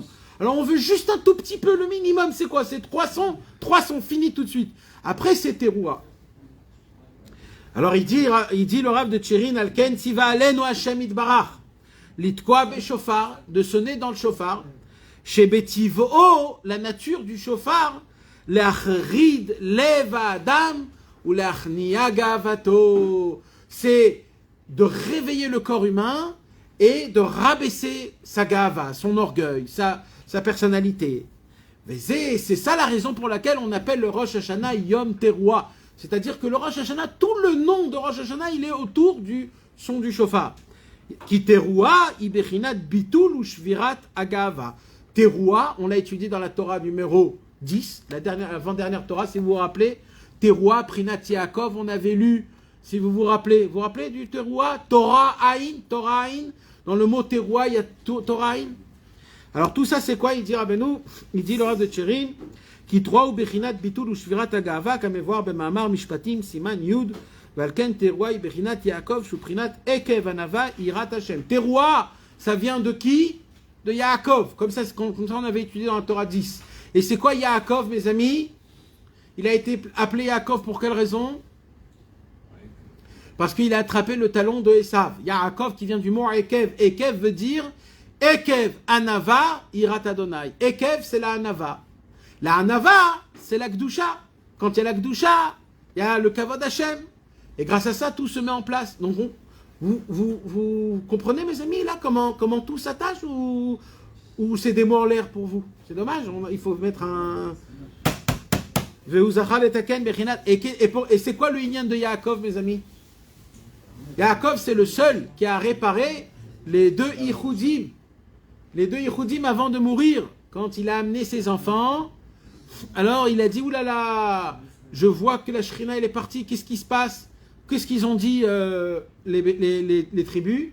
Shema Israël, Hashem Elokeinu, Hashem Echad. Qu'est-ce qu'il a dit Yaakov? Baruch Shem Kevod Malchut Olam. Donc là, actuellement, il y a Ichud Elyon, Ichud Tarton, Mamash. Et tout ça, c'est Yaakov. Yaakov, c'est le talon, c'est la Hanava. La Hanava, c'est la Gdushat Abrit. Gdushat Abrit, c'est le Kavod. Le Kavod, c'est ça qui donne le Ichud Elyon, Ichud Tarton, la Amlacha. Mo Shamru Rabotenu Zal, Shashvatim Amru Shema Israël, Vo Amar Baruch Shem Kevod Malchut Olam Ved, Umechamat, Shesham Tzrichin Shmira Bioter, Alken Omrim Yoto Bechashai, Mishum Shamru Yaakov, Mo Shamru Rabotenu Zal.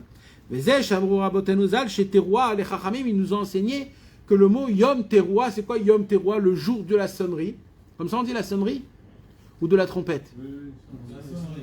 Alors le jour de la sonnerie, Yom Teruah. Il dit Rabbeinu, regardez le Chidouche, comment on retrouve notre Torah même dans le nom de la fête. C'est quoi?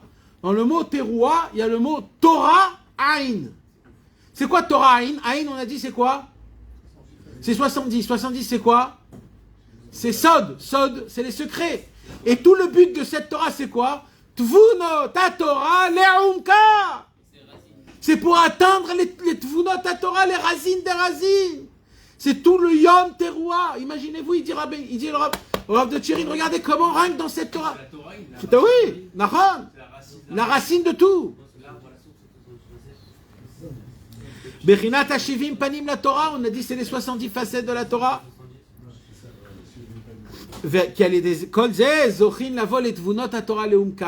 Car tout ça, ça nous amène aux profondeurs des déductions de la Torah. Hein? Aussi, Nahon. Et d'ailleurs, la Torah Aïn, c'est une Torah qui est très importante. C'est la Torah de la force de l'attraction, la force de la répulsion. C'est tout le Inyan de Rabbeinu Mamash. C'est énorme. Ve'alken. Je continue. Mes amis, c'est très très beau. Il faut tout garder la tête.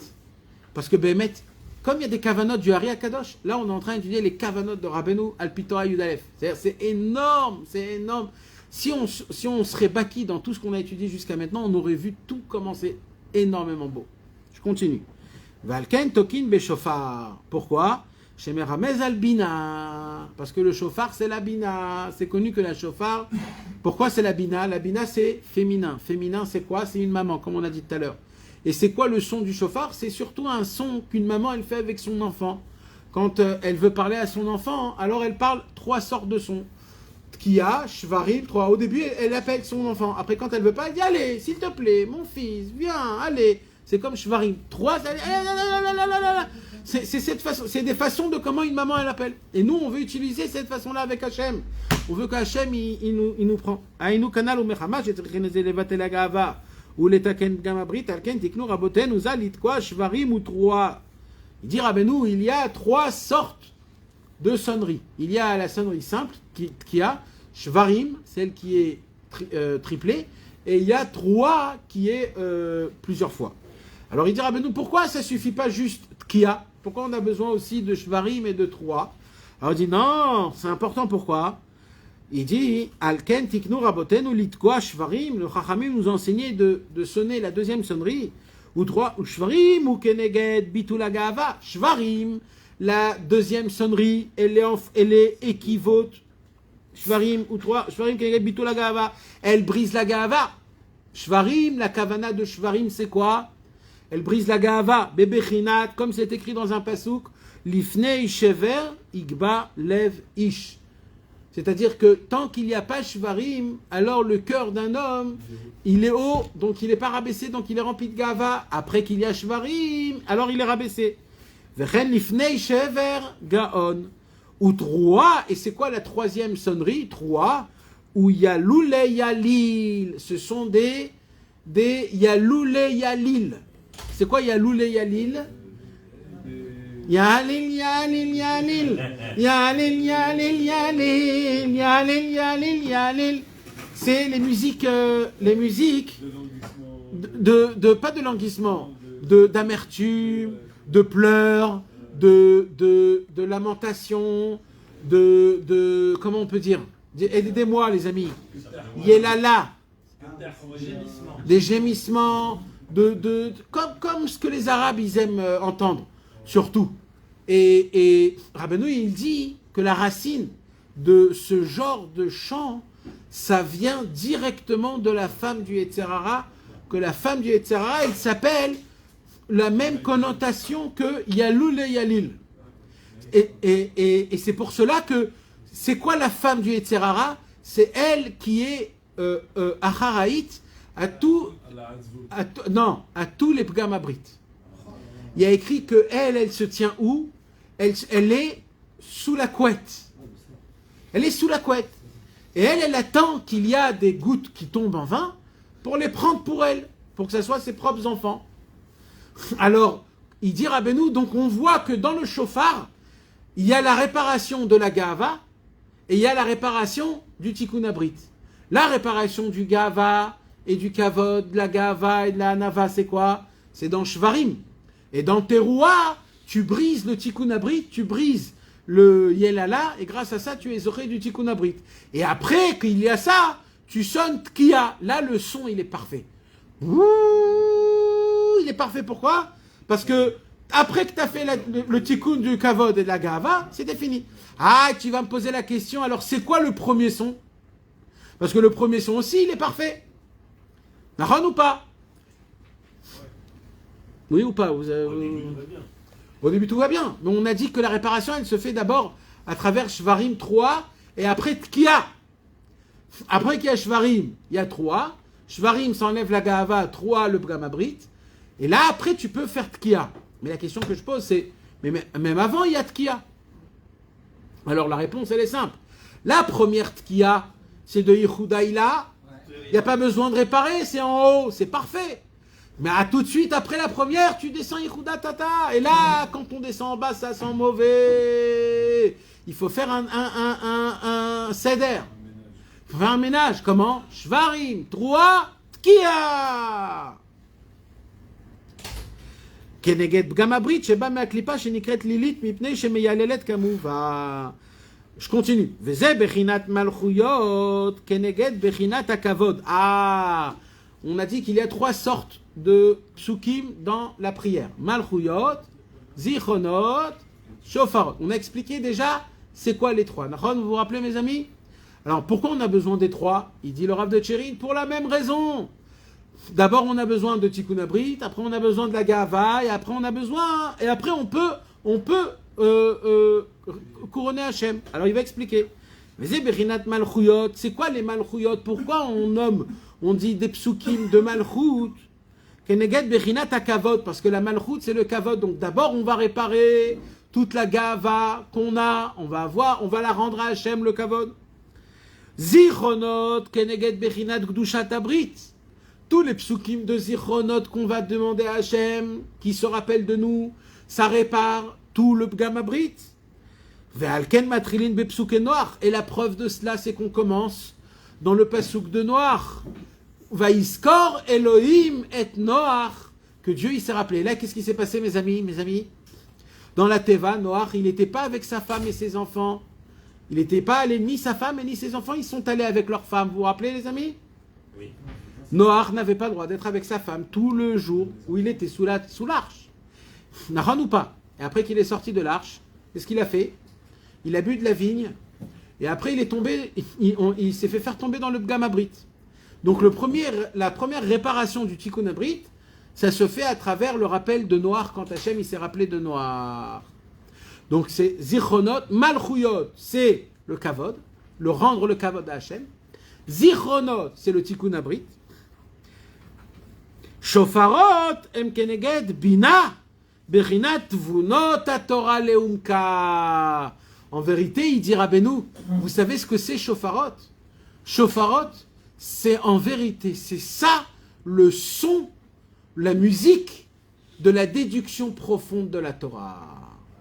C'est là-bas, c'est à travers le son du shofar que tu peux entendre le son de la Torah. La vraie Tvunot à Torah leumka. Ça réveille quelque chose en toi quand tu entends le son du shofar d'un tzaddik, ça réveille en toi les Tvunot à Torah leumka. Je continue. Après, jusqu'à là, on a étudié Rosh Hashanah. Après Rosh Hashanah, il y a quoi? Oskin betchuva bechol yemei aseret yemei tshuva.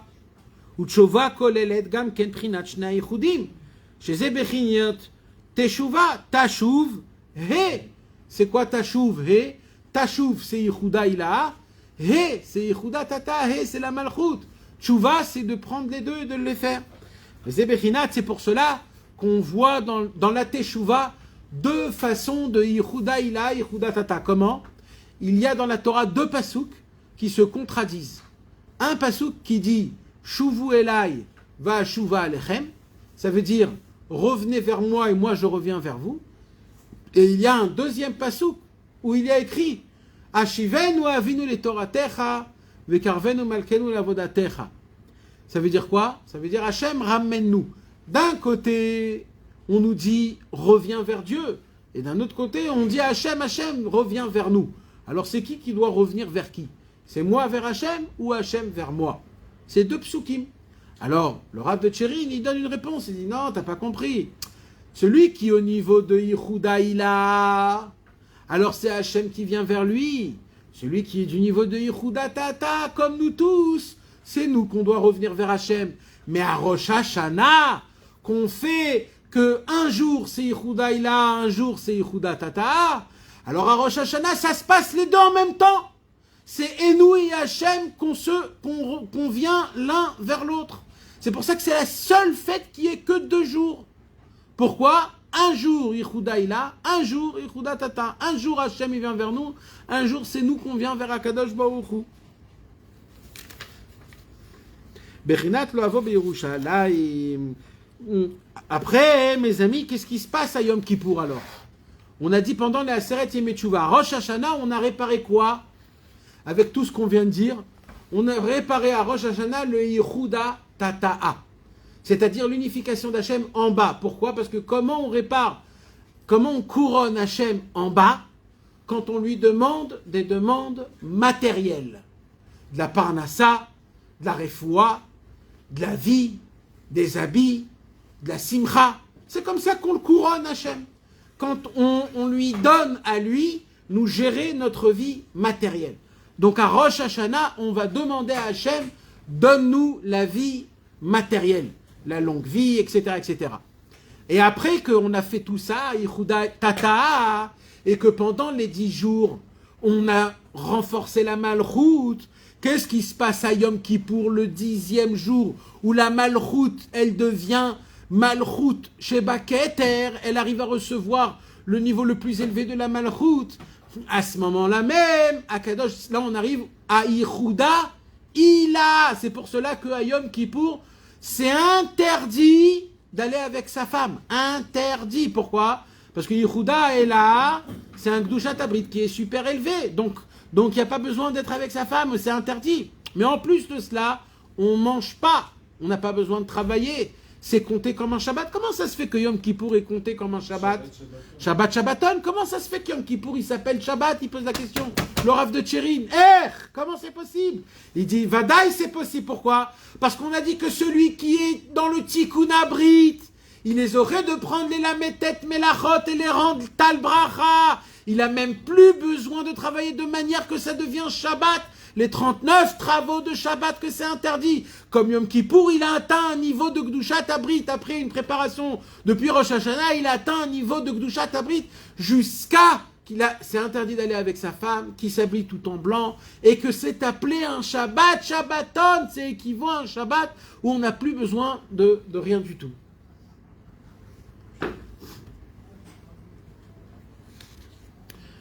Je vois en infrarouge des lumières qui s'éclatent de vos têtes et de vos neshamas. Il y en a partout. C'est dommage que vous ne pouvez pas vous les voir. Valken Omri Maz, et c'est la raison pour laquelle il dit le Rav de Tchérin, c'est que à ce moment-là qu'on a la possibilité de dire Baruch, Shem, Kevod, Malchuto, Leolam Vaed à voix haute. Pourquoi? Parce qu'il y a un chibour entre le Yichud Elyon et le Yichud Tarton, entre le Shema et le Baruch Shem. À Yom Kippour, parce que il a atteint le niveau le plus élevé. À Rosh Hashanah, c'est Malchut Shebe Malchut. À Yom Kippour, c'est Malchut Shebe Keter. Ou alors l'inverse, ça dépend. Grâce à ça, il y a le Yichud des deux en même temps. Vegam Avav Shel Kavod, Shi Bechinat Akdusha. Ou Bechinat Tal Orot Shekenegedzem, Tal Melachot Shebamishkan, etc. Comme on l'a expliqué, comme on l'a vu. C'est la raison pour laquelle je continue à lire. Qu'est-ce qu'il y a après Kippour? Après Kippour, il y a Sukkot. Mes amis, dans Sukkot, il y a une halakha qui est très méanienne. C'est quoi? Il y a une halakha qui n'existe nulle part dans toute la Torah, que la Sukkot, pendant les 7 jours de la semaine de Sukkot, la Sukkot elle-même, elle est muktzeh. Vous savez ça? Elle est muktzeh. Ça veut dire quoi, elle est muktzeh? C'est-à-dire que tu n'as pas le droit de prendre, par exemple, un petit bout de bois de la Sukkot pour faire un cure-dent. Tu n'as pas le droit. S'il y a une photo qui tombe de la souka par terre, tu ne peux pas la remettre. Tu ne peux pas la ramasser. Tu la mets de côté. Tu n'as pas le droit d'utiliser la souka en elle-même. Pourquoi? La halakha dit pour le kavod de la souka. Pour respecter la souka. C'est la raison pour laquelle la souka, il y a des halakhot qui est que au niveau du kavod de la souka. Comment?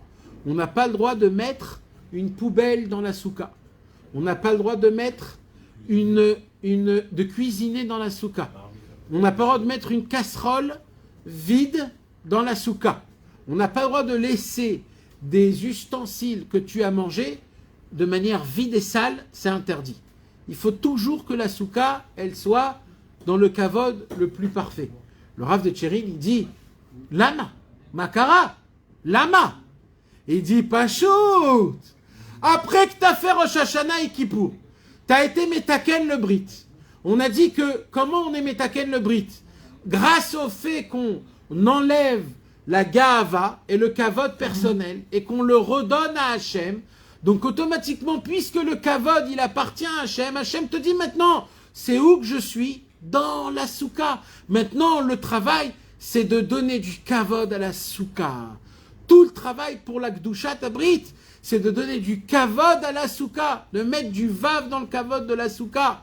C'est comment on le fait? À travers les halachot de souka, de ne pas mettre de la poubelle, de ne pas mettre. Grâce à ça, tu fais du kavod. Et grâce à ça, ça te fait de manière que tu puisses te perfectionner dans la Gdushat Abrit et dans le kavod, comme on a dit ici, pour donner le kavod à Hachem. Valken tzrichin lizer bechvod asuka, va'asur la'asot batashmish bazouy comme voir bashulchan aruch. Kiou prinat kavod, c'est le même kavod qu'on a mentionné dans la Torah. Vegam asur lenot me'atze asuka kol shiva dechai legdusha alayu, pendant tous les 7 jours que la sainteté elle est sur la souka, on n'a pas le droit d'utiliser la souka. Moshe Amrou Rabotenu Zal, pourquoi? Parce que la Gdusha, c'est aussi la Gdusha Tabrit, et c'est pour cela que c'est important qu'il y a écrit que sous la souka, on n'a pas le droit de parler des divrei choulim, des paroles en vain, que quoi? Que des paroles de Torah. Pourquoi?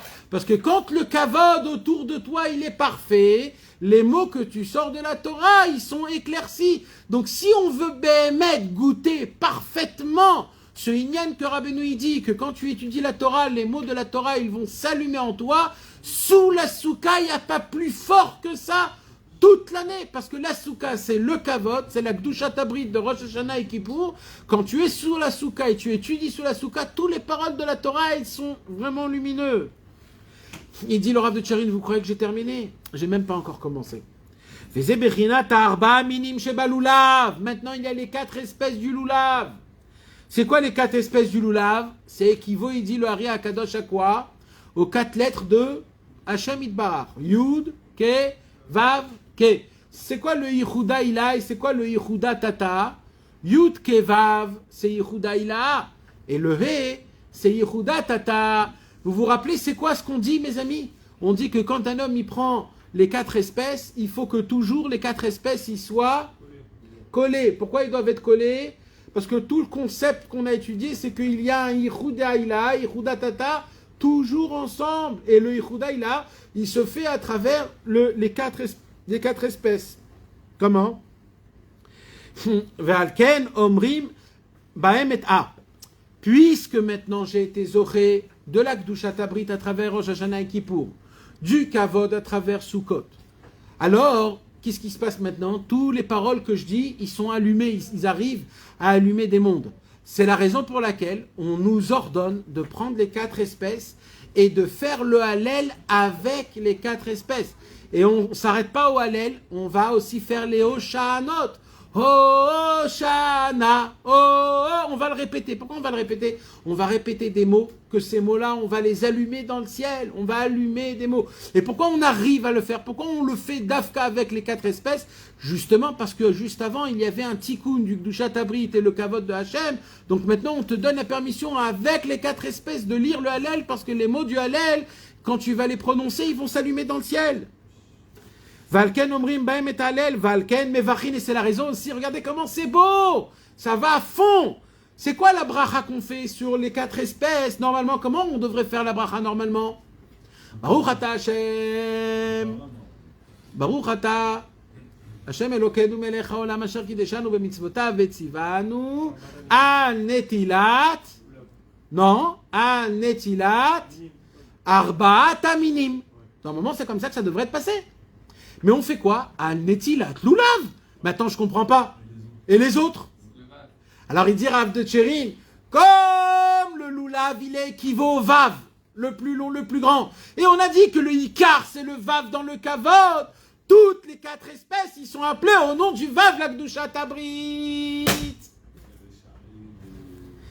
Ve'alken mevachin al netilat lulav, shu keneged avav bechinat shperat shabrit, shekolel shna yichudim kamvar bifnim. Il dit, mais ça s'arrête pas là. Pourquoi? Parce que on sait que, mis à part les 4 espèces, il y a aussi le fameux étrog, que sur l'étrog, il y a écrit Pri Etz Hadar, le Hadar. Il faut que ça soit un fruit le plus beau. Alors, Mata Omer Alze, il dit, c'est quoi Hadar? Ça vient de quel mot Hadar? Mehoudar, ça veut dire quoi? Très beau, très parfait. Parfait pour, c'est quoi? C'est quel mot? Quel dérivé? Quel synonyme? Un hidour, c'est le kavod. Ce qui est kavod, il est mehoudar.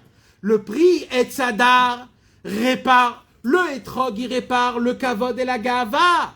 Le lulav, il répare le tikkun abrit. Donc on revoit encore le tikkun abrit et le kavod, même dans les 4 espèces de Sukkot, même à Rosh Hashanah, même dans la Seret Yom Teshuvah, même dans Sukkot, même à Yom Kippour. Bechinat kavod, bechinat kvod, hadar, malchuto. Là, il y a tout. Kvod, hadar, malchuto. Là, il y a la malchut, le hadar et le kavod. Ça veut dire Rosh Hashanah, Kippour, Sukkot et le etrog. Le hadar et le kavod, c'est pas pareil? Le hadar et le kavod, c'est pareil. Mais c'est deux. Le hadar, il rajoute au kavod. Pas tout le kavod, il est hadar. Il y a un kavod qui est hadar. C'est le etrog. Le etrog, il vient réparer donc tout le sorte de kavod et de gava qui a été mauvais en moi et que je fais de cette et que malheureusement. Gam pri Etz Hadar meramez al bechinat malchut bechinat kavod bechinat kvod hadar malchuto veze bechinat hod ve'hadar lavashta bechinat Adonai malach geut lavesh kapot marim. C'est quoi le kapot marim? C'est quoi le lulav? Il dit le kapot marim, le lulav bechinat tzadik katamar ifrar. Le lulav, il équivaut au tzadik. C'est pour ça que c'est le plus grand, le plus long. C'est pour ça que la bracha, elle est que sur lui. On a des autres, mais c'est lui le ikar. Bechinat shmirat abrit. Et le tzadik, c'est quoi? C'est le shmirat abrit. Pourquoi le tzadik, il vient dans le monde? Pour nous donner le shmirat abrit. Ana fet savot. Vamur avotenu zal hadas dome la enaim ze bechinat vunot. C'est quoi les hadas? Maintenant, il nous reste quoi? 2. Il nous reste le hadas et la harava. La harava, c'est quoi la harava, mes amis? La harava, c'est comme une forme d'une bouche. Comme ça, la Gemara, elle dit. Harava kesfataim. Comment on sait c'est quoi une vraie harava? Elle a la forme, elle a une bouche. Et c'est quoi le etz? C'est quoi les hadassim? Elle dit la Gemara, d'une forme d'un œil. Il faut quoi pour comprendre les profondeurs de la déduction de la Torah? 2 choses. Un œil et une bouche. Ce qu'on a étudié, Hadas et Harava. 2 yeux. Pourquoi 2 yeux? Oui, 2 yeux, mais c'est ça que je veux dire. Ça veut dire que dans les 4 espèces, quand on est zoré du kavod à Hachem, d'enlever la gava, d'avoir de la Kedushat Abrit, je suis zoré d'avoir enaim la Torah, sfataim la Torah, des yeux pour étudier la Torah, une bouche pour en parler de la Torah. Après, ça continue. Avraham, Yitzhak, Yaakov, c'est quoi chacun? Un c'est 1, un c'est 2. Après, il y a le Inyan de Shmini Atzeret, Simchat Torah, le 22 du mois de Tishri, le dernier jour, le jour où on boucle tout, le jour où tout se ferme, le jour où tout est à cause. Et là, c'est quoi? Zivuga de matronita panim bepanim. Là, c'est le zivug face à face. Le zivug le plus élevé, le plus haut, le plus grand, lequel? Avec Hachem et nous. C'est mamash le chibour de Yichuda Tata, Yichuda Ila. Le jour de Shmini Atzeret, c'est le jour où mamash, il y a la plus grande fusion avec Akadosh Baruch Hu et le Ham Israël, que mamash, il se dit, je veux encore une journée pour être avec vous. Une journée en entière où on va être dans le cheder Yichud. Où que moi et vous, et toi, on va être ensemble. Que moi et toi, personne va nous dans le personne va nous embêter, nous déranger. Et ça, c'est que si on arrive à faire tous ces travaux-là avant, si tout est bien fait, depuis Rosh Hashanah, Yom Kippour, etc., etc. וזה ישמחו השמיים ותגל הארץ שמרומז בראשי תיבות השם הקדוש הכולל שני ייחודים. ישמחו השמיים ותגל הארץ, c'est les ראשי תיבות de Yud Kevavke. C'est quand qu'il y a le Yud Kevavke parfaitement, quand le ciel et la terre ils sont contents. C'est qui le ciel et la terre? Alors c'est plusieurs choses. Premièrement, c'est Yichud Elyon, Yichud Tarton. Deuxièmement, c'est les tzadikim et les rechaïm, les hommes et les femmes, la Torah et la Tfila, et ainsi de suite. Ce sont tous les niveaux extrêmes dans la Kedusha que malheureusement on ne peut pas tous les atteindre et qu'il y a toujours des Daremala, Daremata, Baki Beratzo, Baki Beshov. Et il y a un jour, c'est ce jour-là de la Simchat Torah, de Shmini Atzeret, où ce jour-là, Yismechu Hashamayim Vetagel Haaretz, le ciel et la terre se marient ensemble pour faire régner Akadosh Baruch Hu sur ce monde. La Emouna, c'est aussi la Emouna et le Sechel et la Torah. C'est aussi le Tvunot HaTorah, le Umka, dans le Yichud Elyon et dans le Yichud Tarton. C'est la raison pour laquelle, justement, à Simchat Torah, on termine la Torah. Valken Mesaymin Torah Binyan Shvirat Aluchot. Pourquoi? Au début, il y avait qui Aluchot, Emsod, Otiot, Vav, et כמו שאמרו רבותינו, זה עלה לפסוק בלוחות מעשה אלוהים המה. וכשראה משה מעשה העגל ואמרו רבותינו שלא עשו זו המעשה אלא כדי להתיר להם עריות. בזה פגמו העיקר בבחינת ייחודת התא אותיות ו"ו. Quant à Moshe Rabbeinu, il a enseigné au peuple juif toutes les interdictions de comment on appelle ça, des harayot, des mariages interdits et pas interdits. Il a écrit que le peuple juif, il était pas content. Et quand Moshe Rabbeinu, il est monté après 40 jours devant Hachem, il a écrit qu'ils ont fait le Vaudor presque uniquement pour faire la Gilui Arayot, pour aller faire leur passion sexuelle. C'est pour cela que qu'est-ce qui s'est passé quand ils sont tombés dans le Pgam Abrit? Il s'est passé quoi, mes amis? Quand ils sont tombés dans le Pgam Abrit, le peuple juif, Moshe Rabbeinu, il vient donner la Torah, mais ils ne peuvent pas recevoir la Torah. C'est quoi la Torah qu'il voulait donner Moshe? Tvunot HaTorah Leumka. Mais est-ce qu'on peut donner Tvunot HaTorah Leumka à des gens qui ont été pogem dans le Brit? Non. Alors il a fait quoi? Il a brisé quoi? Les tables de la loi qui faisaient combien? Vav sur Vav. Il faisait 6 sur 6. Comme le Vav sur Vav ne peut pas tenir, il a brisé le Vav. Quand on brise le Vav, ça fait quoi? 2 Yud. C'est les 2 Yud. Yud Aleph Ke, Dalet, Vav, Nun, Ke, Yud. Le Yud de Yud Ke, Vav, Ke et le dernier Yud de Aleph, Dalet, Nun, Adonai. Les 2 Yud, c'est les 2 Yud. Il nous restait que les 2 Yud, que 2 miettes. Les 2 Yud. Il a brisé. Donc, on a fait quoi? On a fait une séparation entre le Yud Ke et entre le Vav Ke. Donc maintenant, le Tikkun, c'est quoi? C'est de remonter 40 jours. C'est quand qu'il est remonté 40 jours? Le mois d'Elul. C'est quand qu'il a reçu la Torah parfaitement? À Yom Kippour, après qu'on a fait le Tikkun Abrit. Et c'est quand qu'on va faire la Simchat Torah? Tout de suite après, Sukkot. Pas dans la vraie fête. Normalement, c'était à Shavuot qu'on doit faire. Non, c'est à Simchat Torah. Pourquoi? Parce que juste avant, on a été réparé, on a fait tout le travail. Le Kavod, la Gava, le Tikkun Abrit, les Lametet, Melachot. C'est pour cela que tout de suite après, on est zoré de la Simchat Torah, Tvunot HaTorah Leumka, à travers la Simcha, à travers la joie. Donc ça, c'est un chidouche qui est énorme, qu'en vérité, tout le commencement et toute la fin, ils se collent et on voit, mamash, comment toutes les kavanotes de Rabbeinu, ils sont dans notre moi essentiel. Pourquoi c'est le Gamabrit, le Egel Hazar? Le Egel Hazar, il y a écrit que, comme ça il dit, c'est écrit dans la Gemara, hein,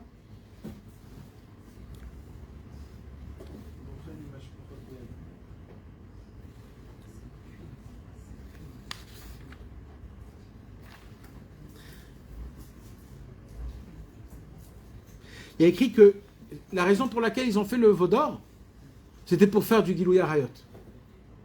Et c'est ce qui s'est passé. Quand il y a eu le Vaudor, il s'est passé quoi? Il y a eu du Gilui Arayot.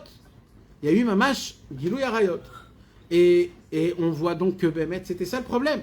Comme ils étaient foudroyés de ce qu'on a droit et pas droit, avec qui on a le droit de se marier ou pas, donc c'est ça qui a entraîné aussi. Donc tout a été en fonction de ce problème-là. Et c'est pour cela que malheureusement, jusqu'à aujourd'hui, on n'a pas été zoché des Tvunot à Torah Leumka Behemet. C'est aussi une forme de gava, Nachon. Il aurait pu les garder et pas les casser aussi. C'est pareil que je marie. Nachon. Bezrat Hashem Itbarach, mes amis, voici quelques des petites gouttes de saveur, d'amuse-bouche qu'on a goûté un petit peu. Moi, ce que je vous demande, Behemet, s'il vous plaît, mes amis, de prendre le Yareach Haetanim et de l'étudier. Behemet, il faut prendre le Yareach Haetanim et de l'étudier en Chavruta, parce que la majorité, on l'a déjà fait dans ce cours-là. Tout ce que j'ai dit, ça vient du Yareach Haetanim. Donc, vous avez déjà presque tout, pas tout, mais presque tous les points importants. Mais de le voir dans les mots, c'est encore plus important. Donc, de l'étudier, c'est vraiment, vraiment très important. Ça va nous laisser attachés à cette Torah et c'est mamash le devoir. Je ne sais pas combien de gens ils étudient le Yareach Haetanim. En tout cas, nous, on est zorés dans le cloître de Ra'anana d'ouvrir même le Yareach Haetanim. Mais si c'est qu'une fois et c'est pas juste Behemet, alors Chaval. Alors déjà, il est dans le Choveret. Déjà, c'est déjà important. Après, je ne sais pas s'il est là ici, mais alors voilà, mes amis. Alors, il nous reste juste à nous souhaiter force et courage. Bezrat Hashem Yitbarach.